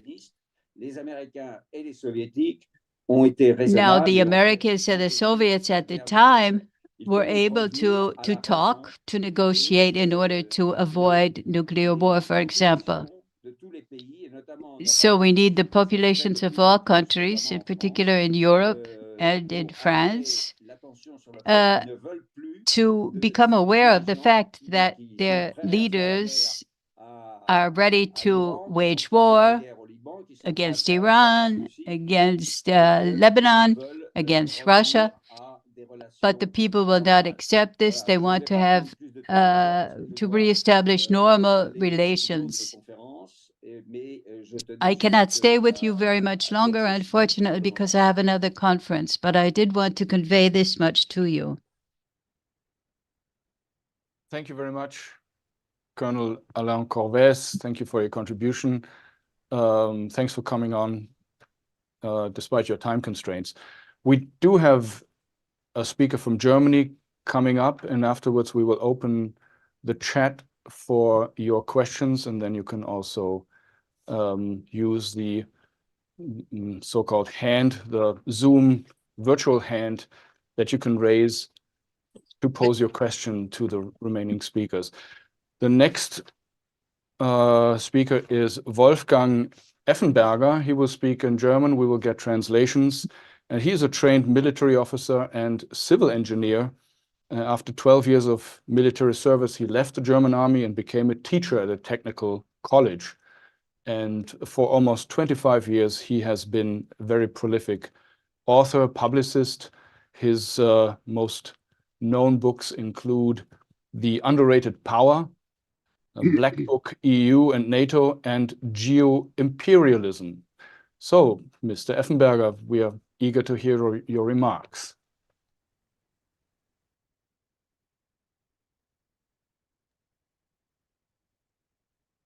Ja, danke für die Einladung und danke Thank you auch for the an meine invitation, Vorredner und vor allem auch and thank you also, Helga Zepp-LaRouche, Helga Zepp-LaRouche, Engagement für den Frieden. for Ein ganz your herzliches untiring Dankeschön. engagement Also zu meiner for peace. Person. Thank you very much. So to my Nach der person, meiner schlesischen Eltern wurde ich a few weeks after my Silesian parents had been expelled, at the age of 18, zum Pionieroffizier I began training as a sapper officer in the Bundeswehr. Oh, I was born in Southern Oldenburg in 1946. bei der Bundeswehr. Nach dem Bauingenieurstudium erhielt ich After als studying civil Pionierhauptmann engineering, I gained deeper insights von den USA as a pioneer captain into the US-prepared atomic battlefield in Europe. Im Einsatz, sprich Kriegsfall, hätte ich einen atomaren In the event of an Streik attack. führen müssen. So, I mean, in war, I would have had to lead a nuclear barrier train. In this war, Germany and Central Europe would have been destroyed. My experiences during the Cold War showed me war does not solve any problems and must be prevented by all means. Later, after 12 years, I studied political science and mathematics and worked as a teacher. Since 2001, I have been publishing on recent German history and US geopolitics. As a contemporary witness, I have consciously experienced how war propaganda paints a one-sided picture since the Cuban Missile Crisis. I was able to observe this during the illegal wars of the USA, Vietnam, Yugoslavia, Afghanistan, Iraq, Libya, and Syria. I also still remember how John F. Kennedy spoke to the world's conscience after the Cuban Missile Crisis. A nuclear superpower must never be brought to a position where it has to choose between a humiliating defeat or a nuclear war. After German reunification, there was an opportunity to establish a peace order for the 21st century.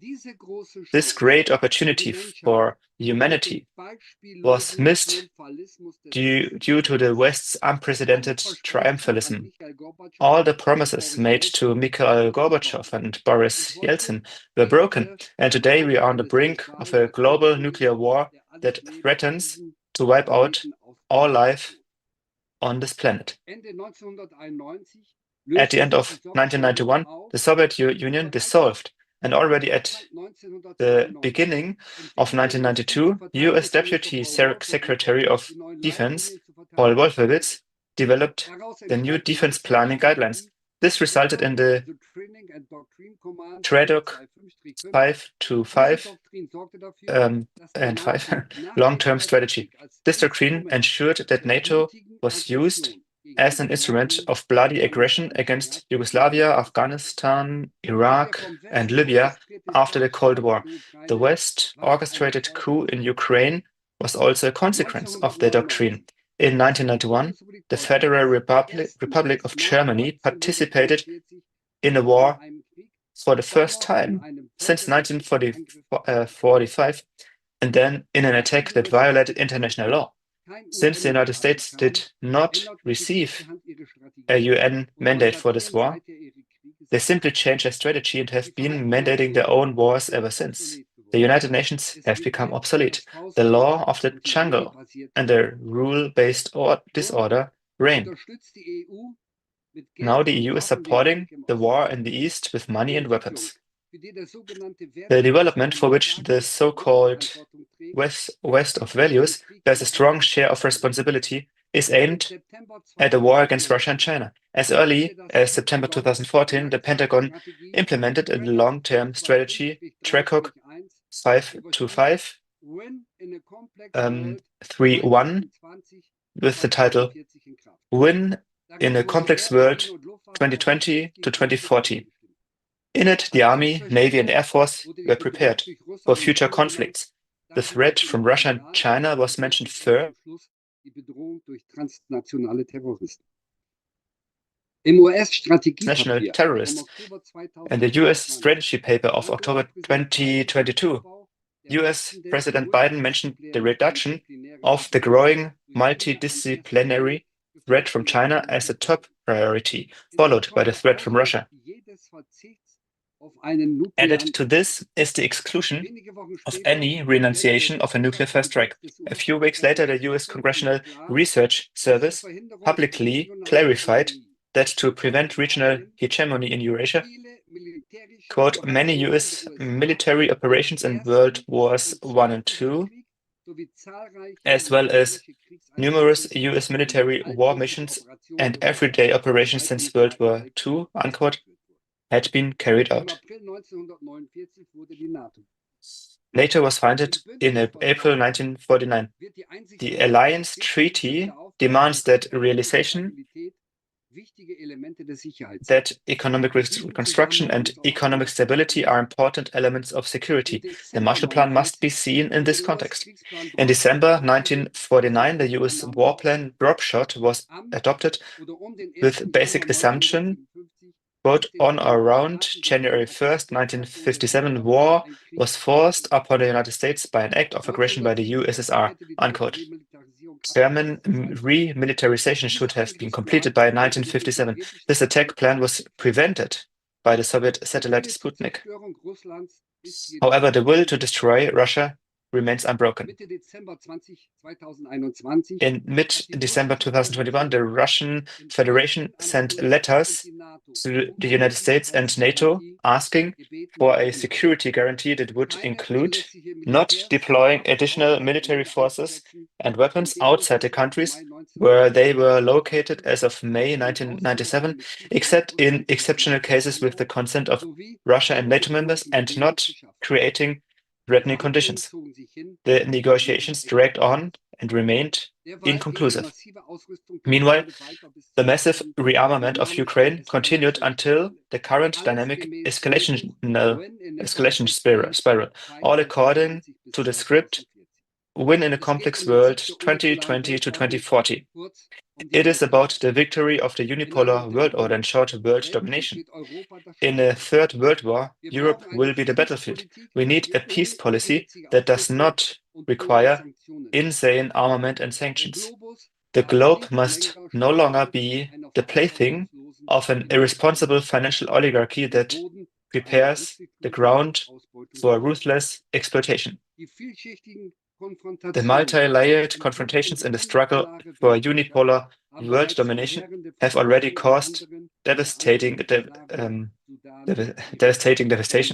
destruction in Yugoslavia, Sudan, Iraq, Afghanistan, Libya, Syria, and Yemen, among other places.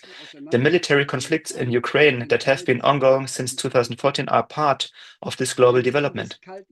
In the midst of the Cold War, the Cuban Missile Crisis was a wake-up call. At that time, the two superpowers sought a compromise in their mutual interest. Among other things, the treaties on ballistic missile defense and medium-range nuclear missiles, which have since been discarded, were negotiated.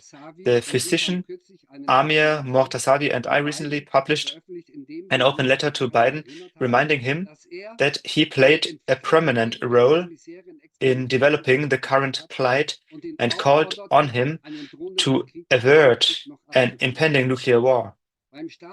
Biden, as US Vice President under Obama, was instrumental in the February 2014 coup in Ukraine and the subsequent development into civil war, together with Mrs. Victoria Nuland. During his presidency, Biden reaffirmed the goals of Win in a Complex World, this military doctrine, and even manifested the exclusion of any renunciation of a nuclear first strike, as well as calling for the establishment of a lasting advantage for the US to implement these priorities. This is the road to destruction. The USA must reconcile itself with the world, both externally and internally, and abandon its quest for unipolar world domination. In a multipolar world order, the USA is urgently needed as a partner. Thank you.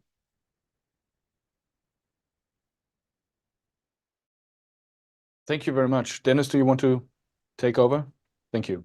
Well, let's just say a couple of things here. We're now in questions, and there are a few matters that we just want to make sure we get out of the way. One is that we will make Ted Postol's slides available. We're going to do that on the Schiller site, so you'll be able to get them from there. I just wanted to make sure I said that.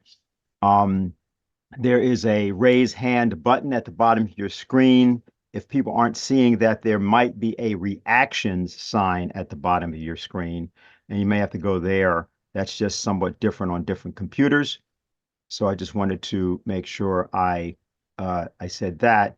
And we're getting questions in. I want to go to a couple. Oh, and I should also say that since we, I know that Ted Postol had to get going, and I'm not sure whether Ambassador Matlock's with us now or not, but Ray McGovern has graciously made himself available to answer any questions that he may have some particular emphasis to place. Let me get started here with a question that we had. This was from Stockholm. And this question says, good afternoon. Judging by the news reports, new NATO Secretary General Mark Rutte seems even more delusional than his predecessor, asserting, quote, Ukraine belongs in NATO as his opening speech.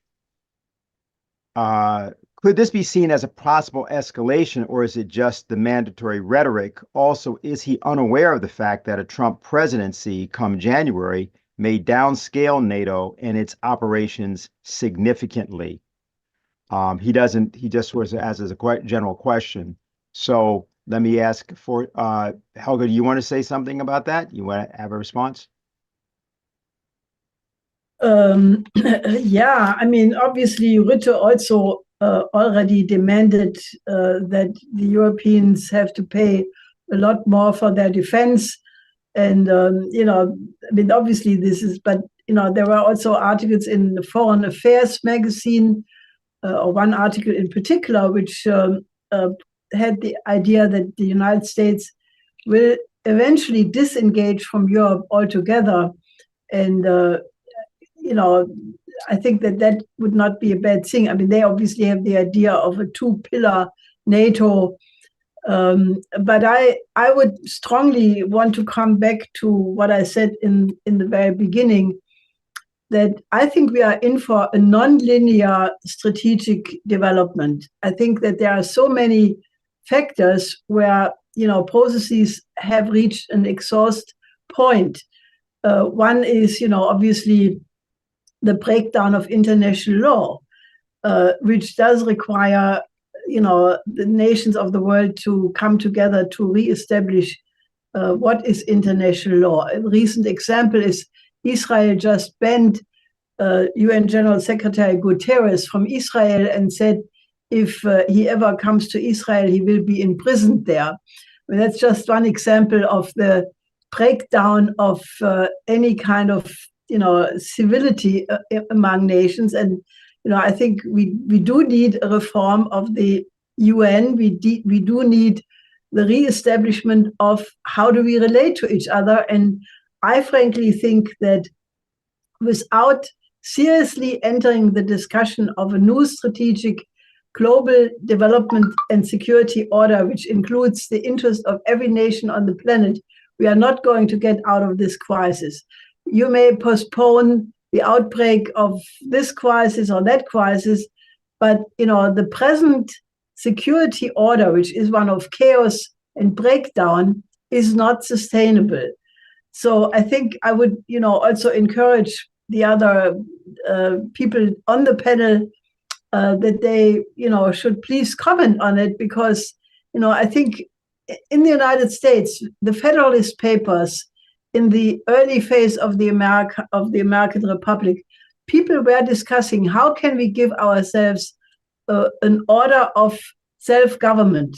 How can we order our affairs among each other?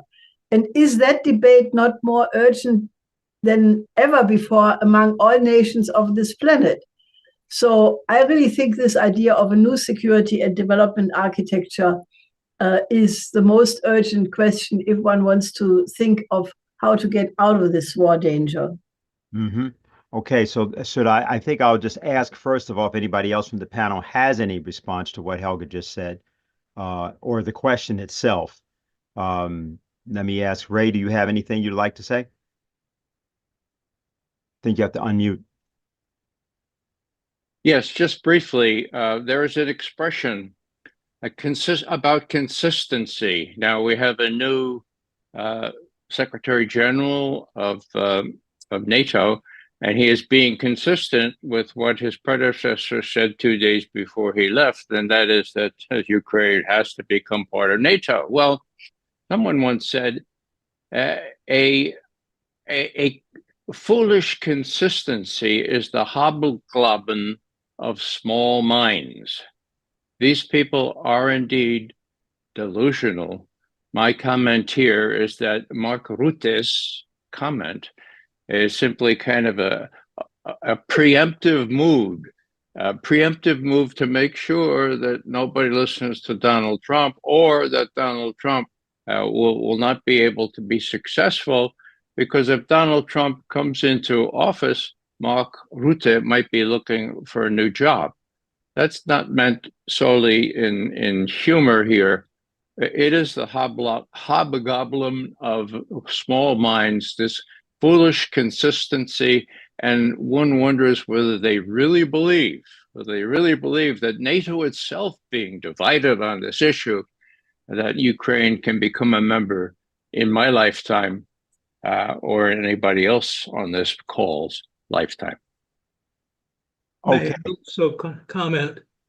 sure. It seems to me that as an American, I am astounded that the Secretary General of NATO would be talking about who should be in NATO. The members of NATO decide.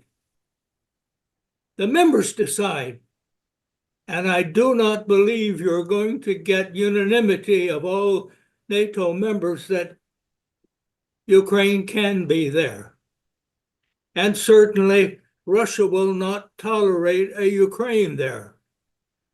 That requirement is one that has, or that aspiration is one that has brought war and destruction to Ukraine, and that destruction will continue as long as that prospect is in the air.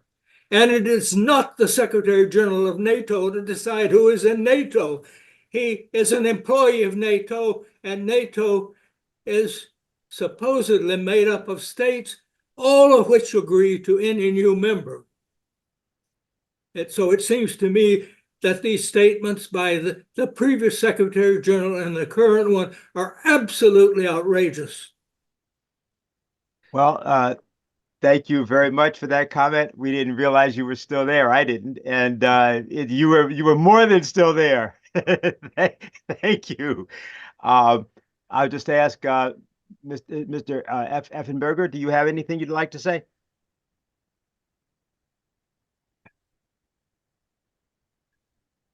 You'd have to unmute if you are making a comment.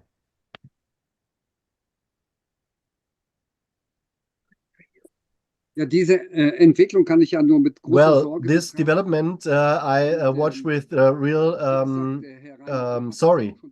As Rainer Rupp already made clear that in the 80s and 90s, the threat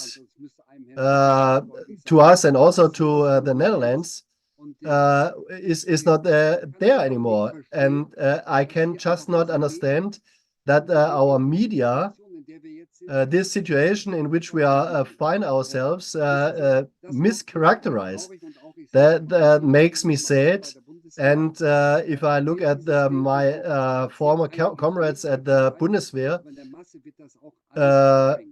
they really put the real situation in the back and don't look at it correctly.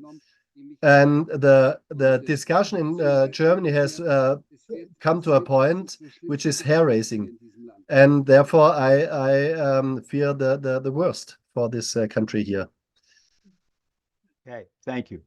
And I think otherwise, Herr Rupp, go ahead, please.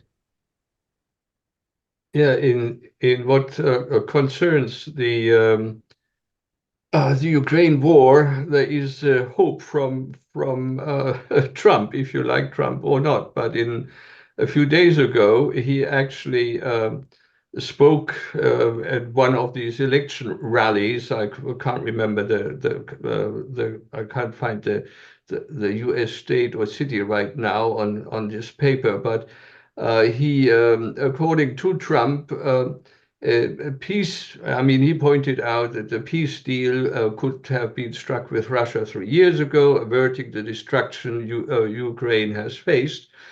And he lamented the extensive devastation, claiming that Ukraine has already been obliterated, which all could have been avoided with the millions of lives cost in cities, including historical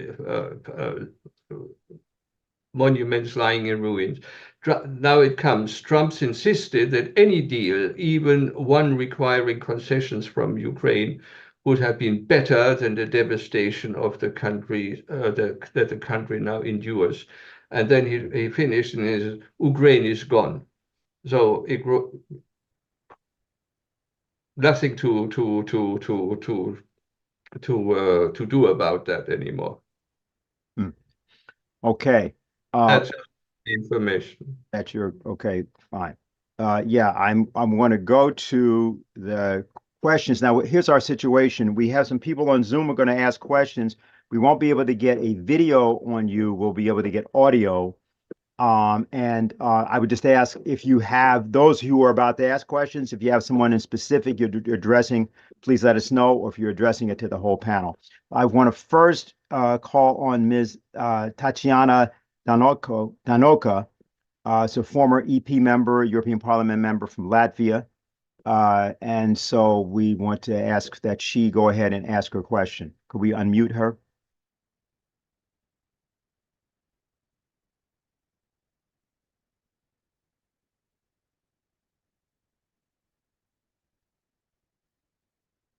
Okay, and as we're waiting for that, let me also indicate, I know there are some questions coming in German in the chat. So Stefan, when you need to come in on that, please let me know.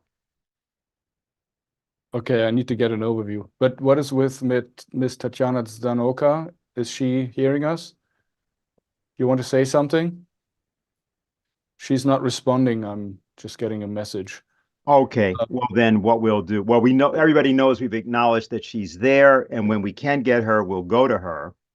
So then I'll wait for a minute, and let me just ask you, Stefan, if you have any question. I'm just getting questions in from our friend Madeleine. I think she's collecting them from the email. And there is one from, I think, Christian Adams in New York, actually. And he says the following: my question is to any of the excellent presenters today who are still present. You have all made it clear that the government of many NATO nations, especially the United States, have not prioritized the safety and security of their respective peoples. What then is the agenda or motivation of the people shaping the policy of these states in these nations that is driving them away from focusing on national safety and security? What positive goal or agenda are they pursuing that detract them from this agenda? And then he says, thank you all for being here today and your service to humanity, Christian Adams in New York. Okay, Helga, I think let's refer that to you and ask you if you have something to say in response.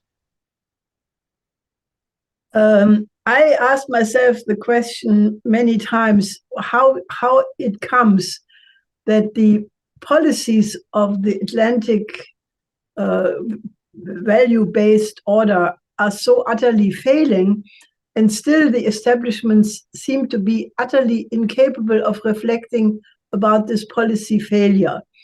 I said, they must be seeing that all their policies have led to an incredible blowback. The sanctions, you have now an emerging a system of countries who want to have a new economic system. This is in large part a reaction to the sanctions, to the denial of credit, to the continuation of a colonial attitude.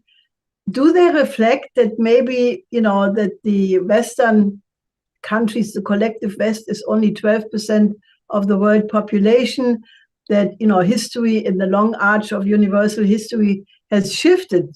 Sometimes it was the Chinese, then it was the Indians, then it was the Arabs, then it was some other part of the world which were the most advanced cultures of their time. Baghdad, for example, at the time of the Abbasid dynasty, was the most advanced part of human civilization. At other points, it was the Gupta period in India when the Roman Empire collapsed.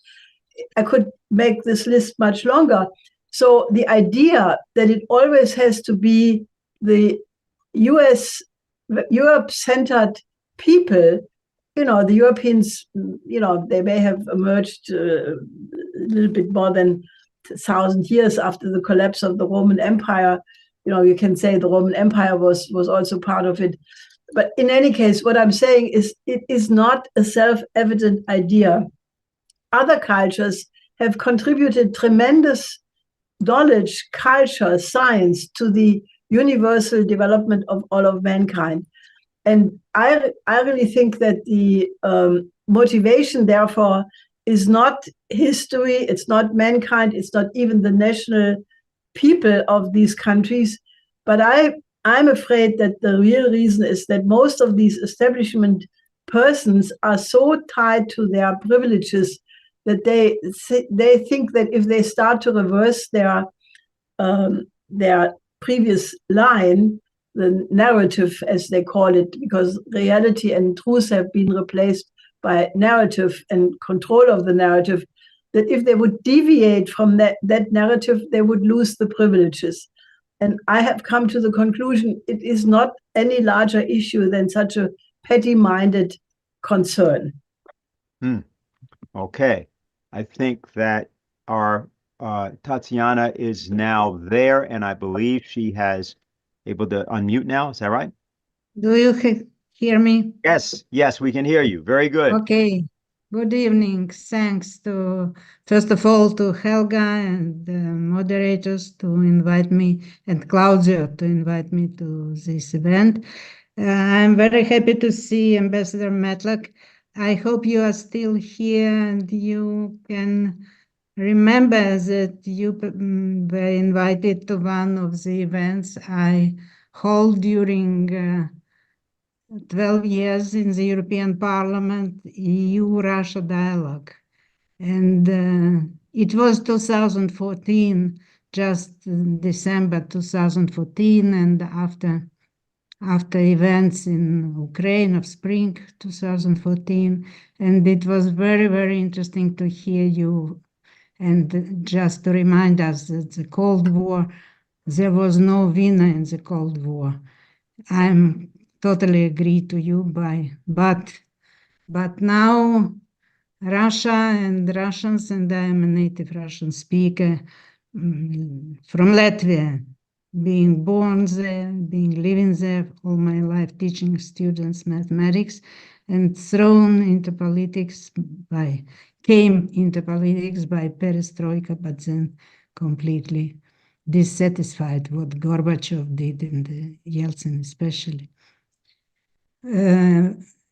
Yes, also Ray McGovern, I hope you remember you were for 3 times in our forum. So this forum, starting from 2007, EU-Russia dialogue, was just to create a dialogue, to create a peaceful coexistence from Lisbon to Ural. But then I guess it was 2008-9 already when this Eastern Partnership program, which deemed to divide Eastern Europe and to, instead of building bridges, they built just as a border, as an Iron Curtain. Yeah.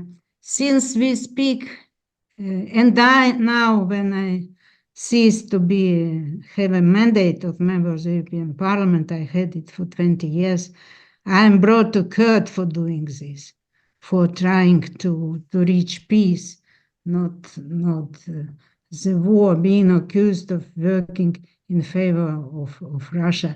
I worked and I'm still working in favor of Europe, in favor of Eurasia and good relations, but we know what is happening. Since we are speaking here, I pass to the question, and maybe to Ambassador Matlock, since you meant Greens.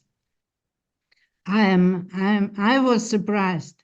Occasionally, I was a member of the group, not the Green group, but just affiliation of Greens and EFA, European Free Alliance, regionalists.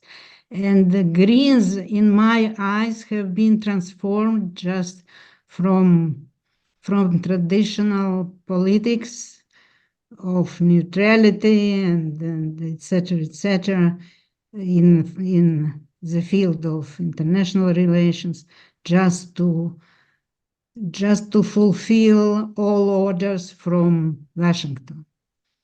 Simply anti-Russians and anti-China, and I saw how even politicians, the same politicians, changed their mind, starting with Butterfokoffer, Rebecca Harms, Daniel Cohn-Bendit, who was a co-chair of the group when I came in 2004.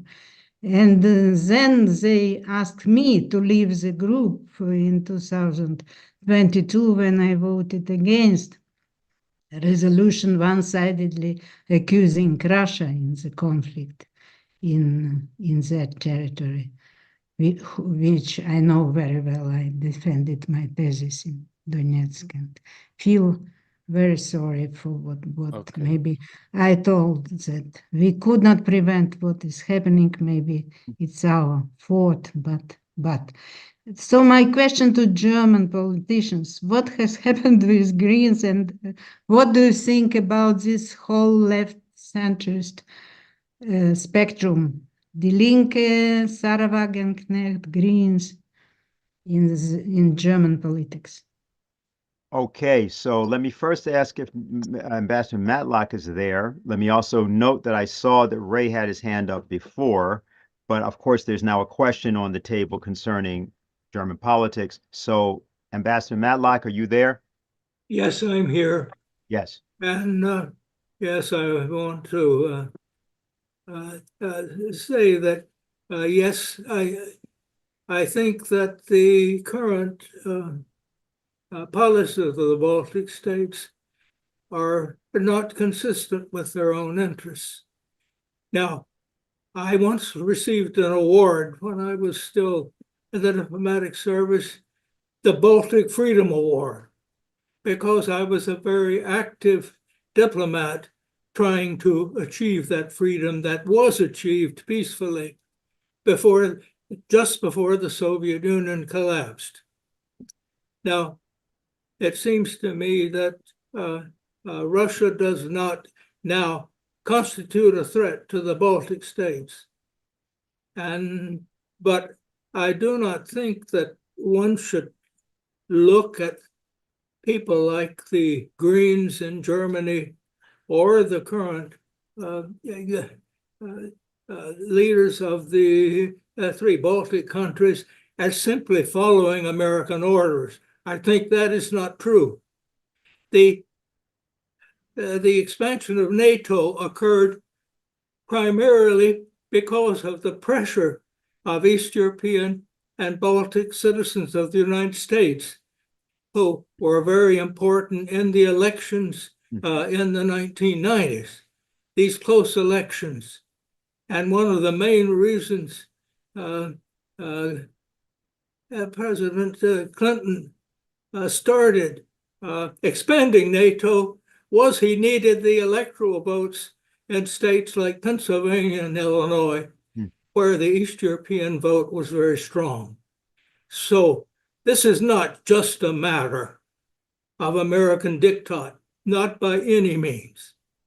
And yes, I do think it was a mistake in the United States policy to continue to be the dominant power in NATO when it was expanding. I think we should have stepped back, perhaps been a member, but had a non-American military leader. And we shouldn't have expanded. But those pressures came from Eastern Europe, and let's not forget that. So just simply to say, oh, these countries are responding to American diktat, I think that is simply not true. Let me ask Helga if you have something, and as I'm asking you, let me also say to people, there's a lot of interesting things all of a sudden popping up in the chat. There are a lot of people who have a lot of questions. Ambassador Matlock has just said something that completely changed my view of the recent elections that are now about to happen. So all of us should just be sort of both patient and also think, all right? Try to be specific as we come into these various questions. Helga, do you have something you'd like to say in response? I just would like to add the point of view that many of the leaders of the Baltic states and other Eastern European countries had very much support for their career by the Anglosphere before they got their position. Many of them were in exile, either in Great Britain or they spent many years in the United States and then returned to become minister or president. So I would just say, I also saw how it happened in East Germany after the unification. It was the Western pay books, the checkbooks, who decided who is the leader in the new Eastern states in Europe from the West. So I just would add that as a little observation I have made in this period. Okay, I'm going to go to Ray, who's wagging his finger, and then go to Reiner. Okay, so Ray, go ahead. No, I just want to make a broader point here. Russian leaders, Soviet leaders, and Vladimir Putin have made a big point of the fact that they realize that American foreign policy is really formed by domestic political considerations, okay? Now, what Ambassador Matlock has just adduced here is a case study of precisely that. I applaud him for his courageous stance when he was asked to testify before Congress, and he said, "This is a crazy idea. George Kennan, everybody, including me, Ambassador Matlock, thinks it's crazy. Please don't do it." And then after he testified, if memory serves, you could correct me, Jack, if you will, but after he testified, the staffers came up and said, "Ambassador Matlock, you're absolutely right. We all agree with you, but look, this is politics. Clinton needs those battleground states in the Middle West. There are a lot of Poles, a lot of Ukrainians, a lot of Czechs and Slovaks. Come on, understand. This is done. You're right, but we can't do anything about it." Did I explain that correctly, Jack? Yes, you did. Yes, you did. Okay. It's an important thing. So, Mr. Rupp. 2.5 hours. Concerning the political situation in Germany, I think that was the question. I'd like to, in analogy of what I think you Americans know that too. We said in the United States got a one-party system. It's just got the same party's got the left and the right wing, but whoever you actually vote for, you still get the same policy with just a slight nuance to one side or the other. And in a way, Germany has gone that way too, only that we've got a few more parties, but basically doesn't really matter which one. I mean, actually, I can hear it.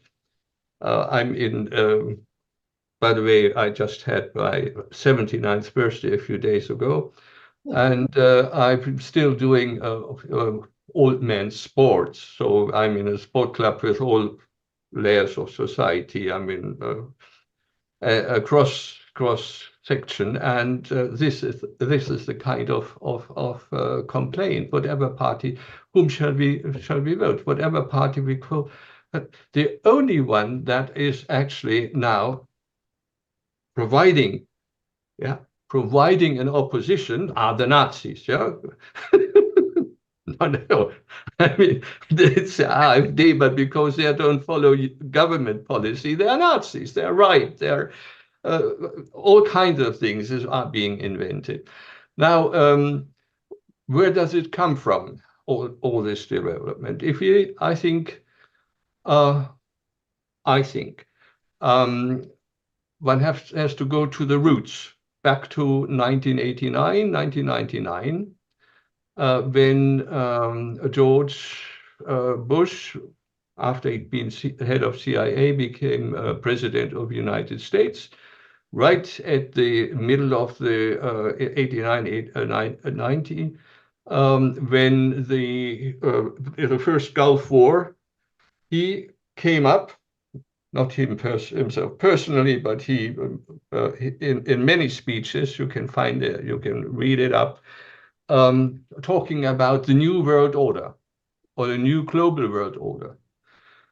And the idea was to avoid in this one superpower order that the elites of the countries do not identify themselves any longer with the various, sometimes conflicting, contradicting interests of national industries, national interests, etc. And so that they kind of are co-opted by the overall overarching international rule-based international order. But in order to get that way, this is all written down. You can find it all in the documents. Speaking, actually, they spoke about it too.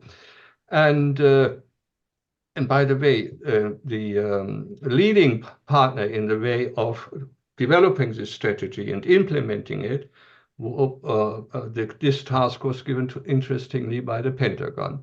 So it was, the idea then was, or the aim was, to create a system in which all the elites of, at least to start off within NATO member countries and the surrounding countries, such as even in Switzerland, which we actually see, or Finland, etc., that the elites of these countries, not just political, but economic and other media elites, they all profit more from being part of this system rather than doing it on their own.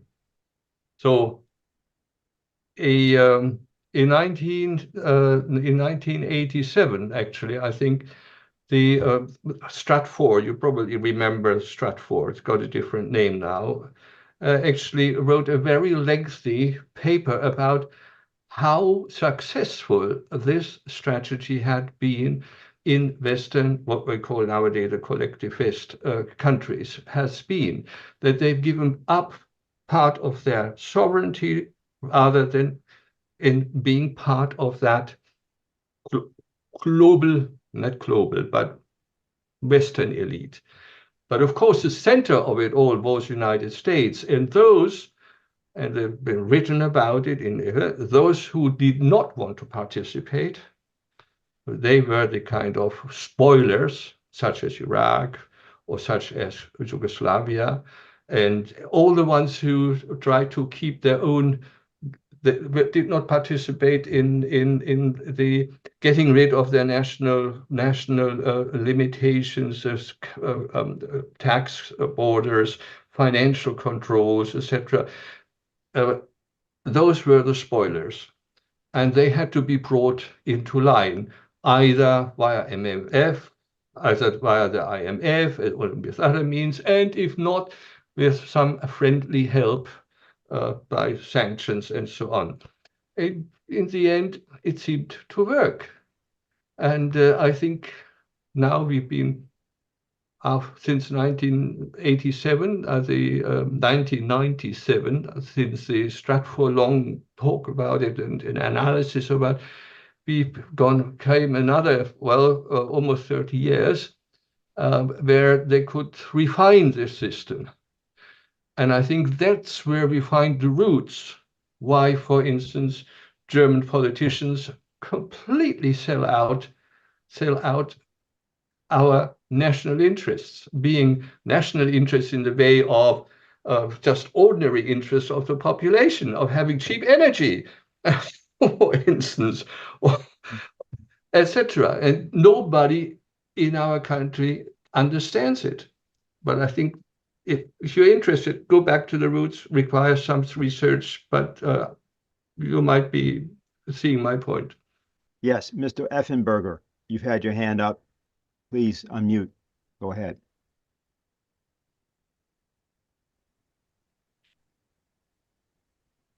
Ja, vielen Dank. Yeah, thank you. I want to come back to what Ms. Zadanoka said, who has been sitting in the EU Parliament for 20 years. She said that in Eurasia, since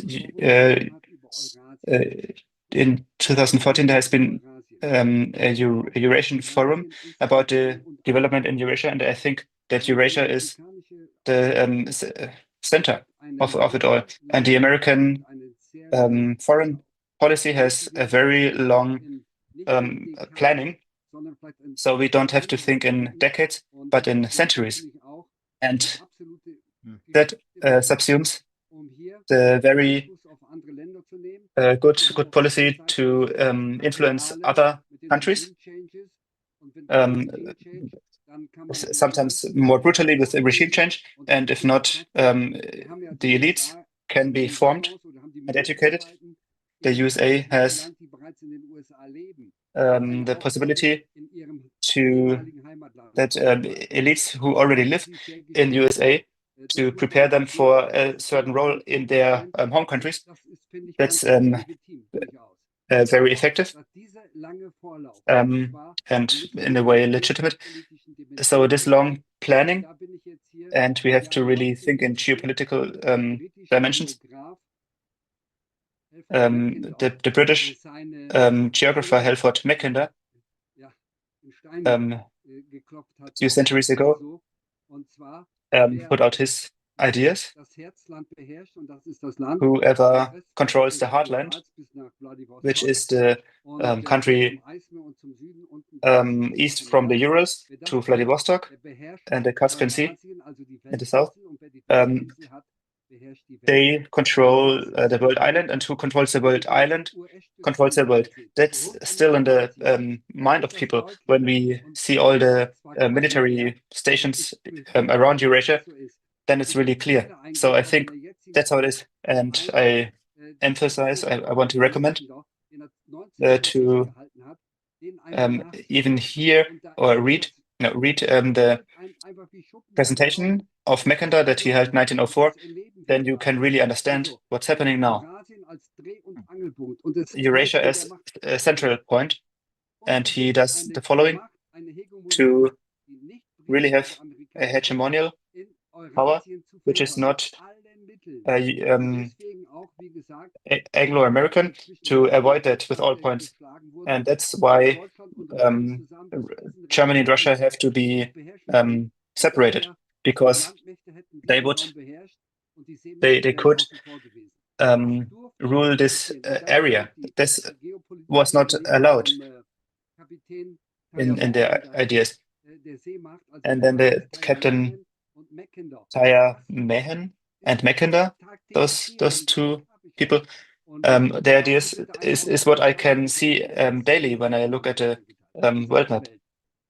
And the USA has even separated the whole world in 6 areas. Where does the Central Command of the USA League just under the heartland, from Egypt to Kazakhstan?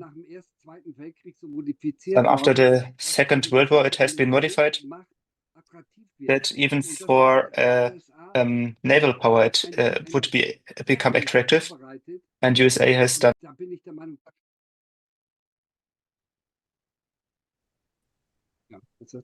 Sorry. No, we can still hear you. Go ahead. Yeah, go ahead. The United States prepared that with cleverness, and we should not forget that. And we ourselves, with actions of one Mackinder and a lot of forces, put that into being and put it across nowadays too.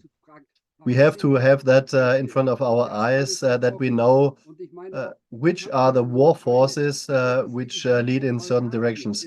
In the Ukraine, it is the Ukraine is used as a tool to push Eurasia through in that direction.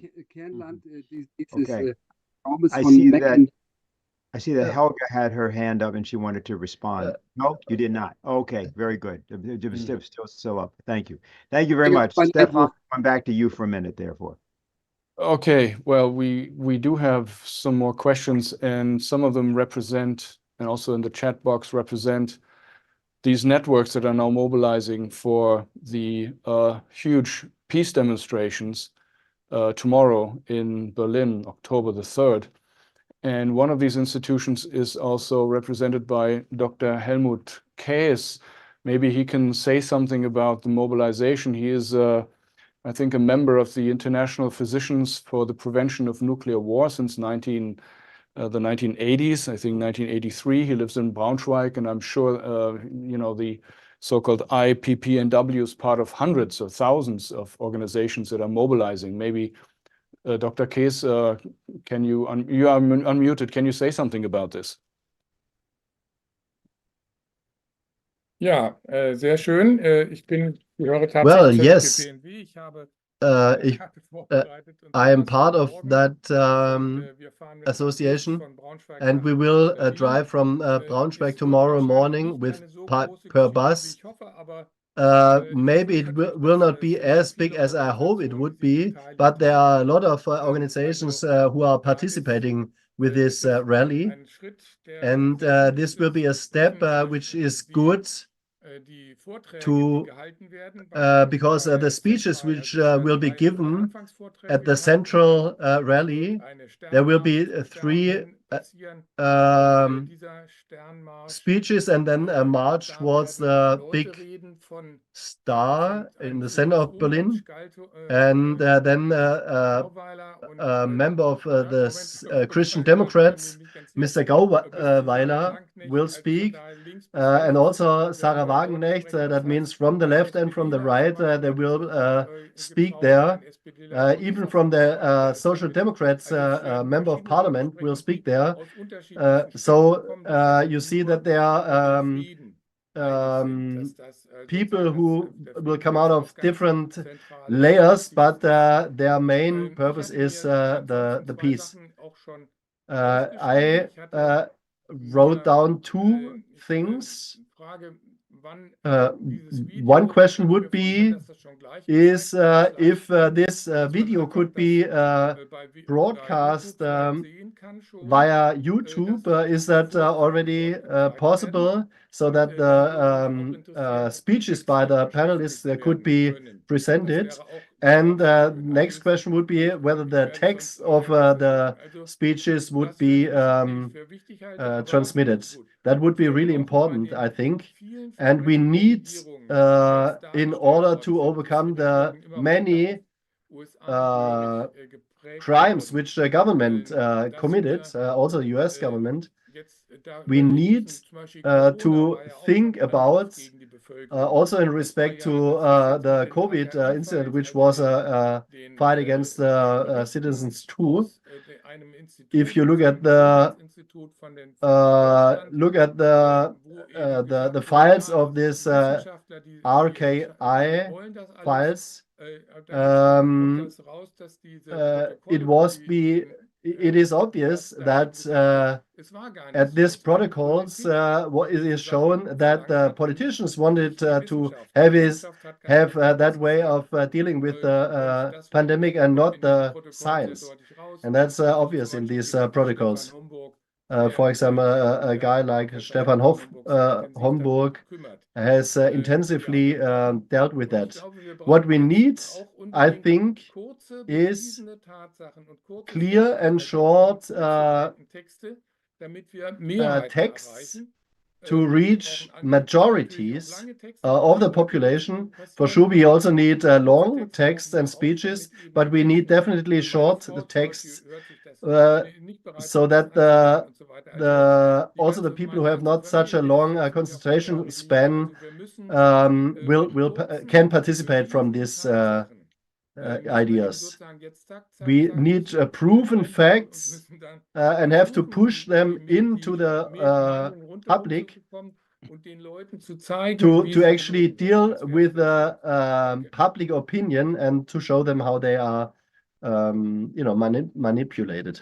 Thank you very much. That's exactly what we need. And we have agreed during the broadcast that, I mean, this is also live streamed on YouTube. This will be immediately archived, I believe. And we will also put out links that we will also include in a leaflet. We're distributing a leaflet with the Schiller Institute and with the Civil Rights Movement Solidarity at this demonstration tomorrow, and we will include links that will go directly to this program and in English and in German. So this is we're going to do it right away. Concerning short clips, etc., we have to discuss with nations how to do it. Thank you for your contribution, Dr. Case. I would like to, is there anybody who would like to respond to this? I see the hand of Mr. Effenberger up. Is this in response to this, or was it up the whole time? I don't know. I think he just had his hand up. Oh, okay, okay. Right. Otherwise, there's also a comment that says, many, many thanks to all. I translated on the fly, it's in German. To all the persons, individuals, and their interesting contributions for the peace demonstrations tomorrow. I hope that the message of this these people will be distributed among all of the participants. We need posters, etc., to make people alert. Maybe somebody else wants to comment on because people have questions how to optimally get the message out. I don't know, Helga, do you have anything? You usually have something optimistic to say about this. Well, it is, we will have a leaflet tomorrow already, which is being printed today. But I think that if some people would say we make a little steering committee and help, we could think of printing crucial phrases from all the speakers, maybe one sentence from each, or a summary of what the message was, and try to, let's say, if there would be 50,000, 100,000, I mean, we would need help. We cannot always do it all ourselves. But if there would be some people who join in, maybe we can print 100,000 leaflets and distribute them in Berlin tomorrow about the content of what Ambassador Matlock said, and Ray and Ted Postol and others, Rainer, Mr. Effenberger. I think it would be, I think to wake people up. I mean, I think I have not seen any demonstration of the peace movement where you had such presentations, like in particular that of Ted Postol, which is going under the skin of people. And I think if we can help to distribute that and make sure that everybody who participates then goes and watches the video, I think that would be absolutely adequate. Yes, I think I'd like to just say something, because there are a lot of other questions. There's a lot of an explosion, which is very good. That's, of course, what's supposed to happen. We obviously have somewhat of a limited time. We've already been going quite a while. But here's what I'd like to do. There are several questions. We're not maybe going to get absolutely every one, but I'm going to ask that the various individuals would address some of these matters. If Ambassador Matlock is there, there's one for him, which was very specific. And there's one for Helga. So I will start to read these. And then that way we can get at least someone to address the individual questions. I still do see a hand that's been up the whole time. We'll get to him at the end, Jose. So let me just pose a few of these questions. It says, Dear Helga, we all know that if long-range missiles attack deep into Russia, the Third World War will start. We also know that Berlin, Paris, London, etc. are main targets. 3 to 4 minutes, and then you will be done. The president of that's something about our war is even reasonable. That the president of Denmark points out that if you, and he's talking about attacking Russia, is this even reasonable? Why choose an action against Russia, which will bring the third destruction of Europe? Weapons factories, profit is the main problem and danger. Can you change the people and change the situation to produce products useful for citizens? Can you stop scientists from making weapons? Theories never come to real solutions. Actions are needed by European countries to stop the war in Europe. Do we prefer death or life? I remember, and that's sort of the idea is pretty clear here. And this is from this is Takis Panagiotis, I think. Takis Ioannidis, excuse me. So that was one question. Now for Ambassador Matlock, and if I hope he's there, there was a greeting. Says, I would like to offer my late congratulations and birthday greetings to Jack Matlock. And then the tipping points of the effect of stupid people in positions of power, plus acting in ideological delusion, and the damage they have caused seems to have been reached. It seems to be becoming illegal to speak common sense now. Is there any way back from the abyss for the collective West? So that was the happy birthday greeting to Jack Matlock that someone had. I know, Ray, you have a couple of comments, and there was, oh yeah, there was an earlier question that was very specific around American politics, which I thought you probably would have to handle. It was this. It was from Bjorn Peters, and he said, how do Mr. Matlock and Postol view the Russia policies of Donald Trump, J.D. Vance, versus those of the people behind Joe Biden and Kamala Harris? Further, what could be the motives of the people behind Biden/Harris to risk a nuclear war? So that one, Ray, I ask you to take it because I don't know whether Ambassador Matlock is available, can do that. And I know you have a comment on the German situation also. So I think that's all of the ones that we've got. So why don't we start with you, Ray, since you have already unmuted and are militant positioning yourself to answer. Go ahead. Can I be heard? Yes. Okay. Well, I just to offer a note of hope here. I think there is another Alternative in Deutschland to the AfD, okay? It's Sarah Wagenknecht's party, which offers a measure of hope and which has made outstanding successes in at least the eastern part of Germany.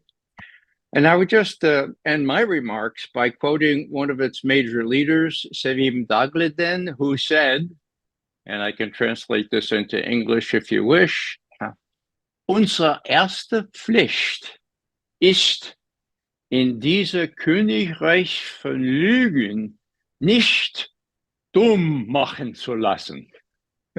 End quote. Okay. In English, our first duty in this Königreich, in this kingdom of lies, is not to let ourselves be made dumb. And I just really welcome and I thank, I'm grateful for the people who organized this Nicht dumm machen zu lassen session here. And I would just encourage all of us not to stop. Let's keep propounding our truth so that people can be rendered a different picture, a different Alternative, if you will. Thanks enough from me. Okay. I just want to do the following because we have one person who has had their hand up, excuse me. And since we're sort of coming to a conclusion, at least I want that person to ask the question. And I think that we can begin to do rounds of last remarks. So, Jose. Yes. Hi. Can you hear me? Oh, and you can see me too. Hi. Okay. Hi, everyone. So this is Jose Vega here in New York. I'm a congressional candidate running in the Bronx, and my question is for everyone on the panel. I was hoping that Mr. Matlock would still be with us, but that's okay. This question can still apply to everybody here. given the years of experience of the people on the panel who have been deeply involved in the government, this is for all of you. We know from the writings of people like Bertrand Russell back in the late 40s, he had this insane plan that the United States should establish dominance by using its nuclear bombs against the USSR before they could develop their own nuclear weapons. And then we fast forward to people like Zbigniew Brzezinski, who had his great game policy. And then we had the later iterations of people like Donald Kagan and the Project for a New American Century, or PNAC. This is where we get neoconservatism from. These horrific foreign policy doctrines of establishing an American dominance through might make right attitudes were being conceptualized, written about, and influencing your colleagues while you guys were active in foreign policy. So these things that we demonize today, and of course, people like Kissinger and whatnot, were around while a lot of you were active. And now we see today, like with this thing with Matthew Miller, where he just openly said that we never wanted a diplomatic resolution with Hamas. And then in the same sentence, not even a minute later, says, well, we would wish Hamas would come to the negotiating table. And then not even 20 seconds later, he says, well, we're committed to the destruction of Hamas. There is no real diplomacy. And it would seem to me that these ideas of might makes right have almost won and have infected our current foreign policy as if this was the plan all along. And I guess my question was, have you seen this evolve when you were active in the governments of your respective countries? Can we ever actually go back to proper diplomacy, given the fact that people here don't seem to be committed to diplomatic resolutions and are fully embracing a violent might makes right attitude? There was more to it, but I think I'll leave it there. I saw Ray's eyebrows shoot up, but again, it's open to anybody. So back to you, Dave. All right. Well, then I think perhaps the best thing to do, given the time constraint, which doesn't mean that people have to limit their responses, but is to ask that the various people on the panel, if you would like to address what Jose said, fine. But if there are other things that you'd like to remark upon, we're going to give you a chance to do that. And I'd like to start with Mr. Effenberger first.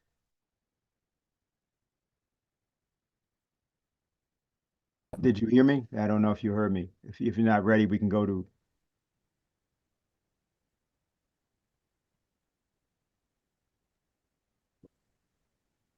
Ja, das waren jetzt wichtige Fragen auch. Well, that were really important questions now, which are not so easily to answer. But the question how that manifested itself so hardly throughout a lot of years, that was the influence of the US think tanks. And there are still several of them, which I don't have to bring to the floor. And the Foreign Secretary Blinken has, in Foreign Affairs magazine of last December, wrote an article, and I cannot understand it, what he actually ushers out there. Probably he doesn't know history, or he just doesn't like to know it. Anyway, if you see how what people can publish in the foreign ministry, then it is clear how the United States acts in their foreign policies. That goes back to Huntington, Samuel Huntington, Clash of Civilizations, and also Kissinger and Brzezinski, and so on and so on. That has a lot of pre-development, and these people printed opinions on the public and on these think tanks. That's a long, long way, and at the end, I have only not a lot of hope. If I look at our mass media and how dramatically the escalation is coming to a shove. Well, the demonstration in Berlin tomorrow, I would be gladly be part of it, but I have to write my article. But if I could give a message to the public, they should not go to demonstrations when there are only 300 people going to these rallies, and on the other side there's a big Christopher Street Day rally with 350,000 people. So if the first bomb will be dropped, then we have to organize a general strike immediately. That was the case during the First World War and after it. That's what I can probably offer to all of you. Thank you. Okay, thank you very much. Mr. Rupp. What just in follow on Mr. Effenberger about the problems with the United States, or at the question from the Bronx, our colleague, will this go on forever? I don't think so. But what I from Europe here now observe in the United States is something which looks to me like an American Marie Antoinette moment. The people are wanting bread, and the elites say, why don't they eat cake? And this is just, I mean, what happens if one reads Foreign Affairs and the views expressed by the so-called elites or the self-declared elites, then yes, why don't you eat cake? I mean, everything is fine. The country is crumbling, but they don't know it. That reminds me of I mean, it's not so different here in Germany. Our at the moment, just a year back, when prices were exploding, inflation raging, our chancellor, our Chancellor Scholz was asked in a TV interview, Evening News. I mean, the main evening news.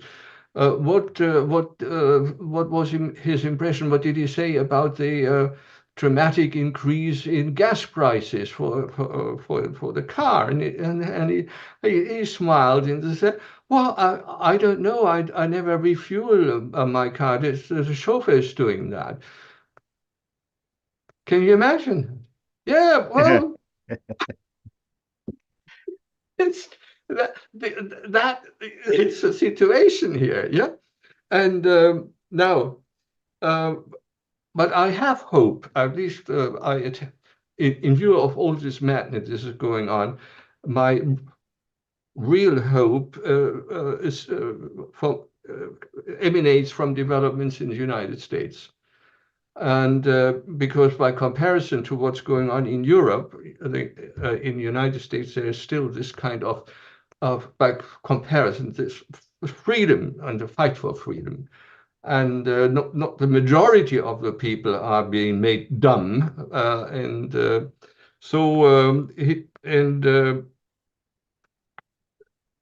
on top of it, whatever comes now in the next election, at least someone will be governing again in the White House. Right now, or over the last 4 years, who was taking decisions in the White House? Yeah, who? I mean, if we consider that just recently, over the last few days, the first cabinet meeting took place for almost a year. I mean, what are cabinet meetings for? For ministers to discuss with other ministers cross ministerial borders what's going on, what we can do, what the problems are. Is that the first ministerial meeting happened, and what happened at it? I mean, an absolute farce, absurdity.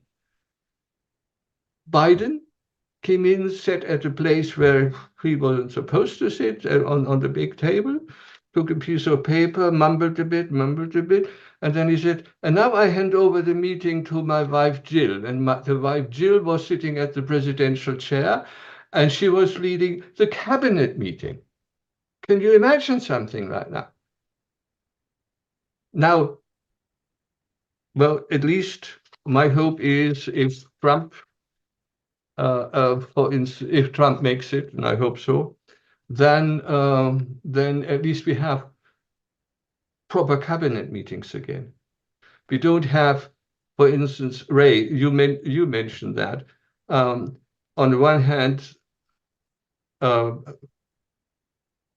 Putin talks to Biden, Biden says something, then Lavrov talks to Blinken, and Blinken says no, no, no, no, and then it is so.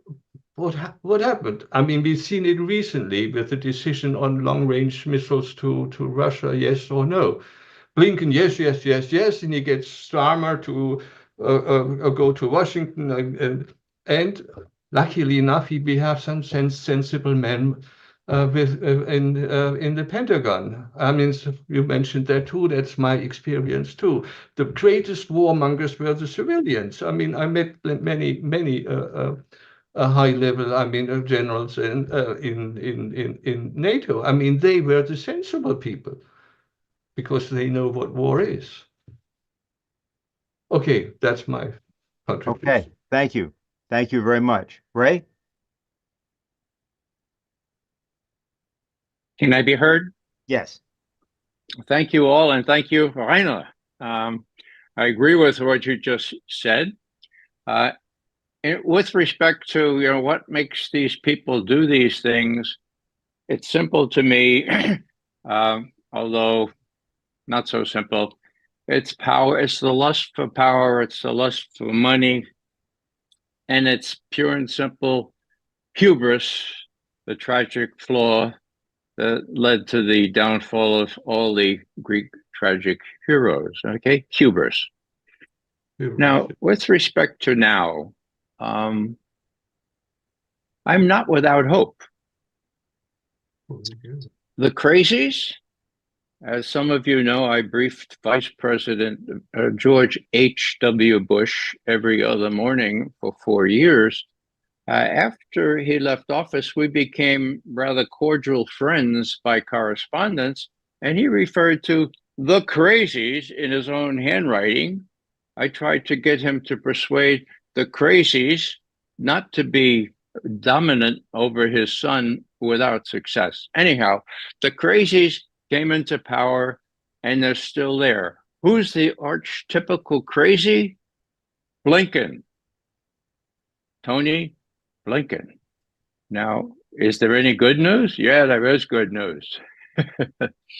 When Blinken, as Rainer just indicated, saying, yes, yes, we have to give permission for Storm Shadow missiles and wider range. Yes, we have to do that. And he had all been lined up to approve that. The military stepped in the day before this decision and said, Herr Präsident, sei doch vernünftig. In English, hey, look, be reasonable. Do you know what this means? Did you not hear what Putin just said yesterday? Now, the good news is the military prevailed, okay? That is extremely good news because Biden reluctant to succumb to that. I think the military made it very clear that they're not going to risk getting involved in a wider war, particularly not a nuclear war. Is this problem still there? Yes. It's in spades in the Middle East. Because as much as our military and even the Israeli military want to resist a wider regional war, there are different political factors in play here. Biden is the arch-Zionist, so is Blinken, so is Sullivan. The election is coming in just 5 weeks. Netanyahu calculates that Biden will have no alternative other than to support him full hilt in these next 5 weeks. And God, I'm very afraid of what will happen. And I don't think that our military will be able to prevail in these circumstances. So that's the bad news. There is good news, but there's also bad news. We have to keep struggling. Thanks very much for listening. Thank you, Ray. Helga? Well, I would like to express my hope that in one of the next meetings, and I actually would think that it would be a good format to keep discussing what to do about Germany in particular, because, you know, after I heard what Postol said and Matlock and so forth, you know, I mean, you know, Germany is in the front line, and I think we need, if we can, and Ray, you said, you offered it, as a matter of fact, some time ago, that you would help me to crack this situation in Germany. So why don't we have another such meeting, you know, where we continue to deepen the discussion, what can be done, and hopefully invite some more people into this round. And I would hope that in that next discussion, my most favorite topic will be discussed, because it was not discussed today, which is the need for a new security and development architecture. And I have to keep being persistent on it, because, you know, this new architecture is being built already. It's being built on the side of the BRICS. The BRICS will be, from BRICS 9, they will become probably BRICS 20 this month in Kazan. There are about 40 more countries who have applied to be part of the BRICS. And they have a very clear idea to have the Global Security Initiative of Xi Jinping, the Global Security, the Global Development Initiative, and the Global Civilizational Initiative on the table, and they're discussing a new security and development architecture.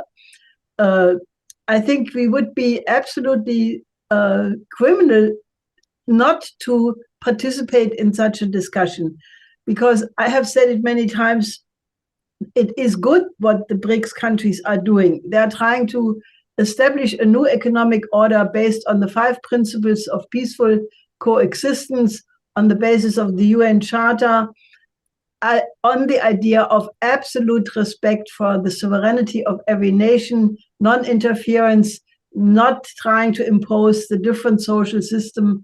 All of these things are extremely important, but I don't think they are sufficient, because if you have one bloc, the NATO bloc, being on the idea that you have to keep hegemony no matter what, you know, there is this, I think it's actually from Wilhelm Tell. Ray, you know Schiller by heart, so you will appreciate that. It's a translation of, es kann der Beste nicht in Frieden leben, wenn es dem bösen Nachbarn nicht gefällt. The best person cannot live in peace if the evil neighbor does not allow it. So you cannot have two blocks. We have to come to a situation where we have sovereignty of every country, where we go back to the idea of the nation state and sovereignty, because I think supranational institutions just don't work. And they are an expression of this empire thinking, you know, what several people refer to. And I can only say the idea of the empire and the world order, where the elites are not loyal to their national interest, but to this supranational system, that is something which is as old as empires. It goes back to the Persian Empire, the Byzantine Empire, the Roman Empire, the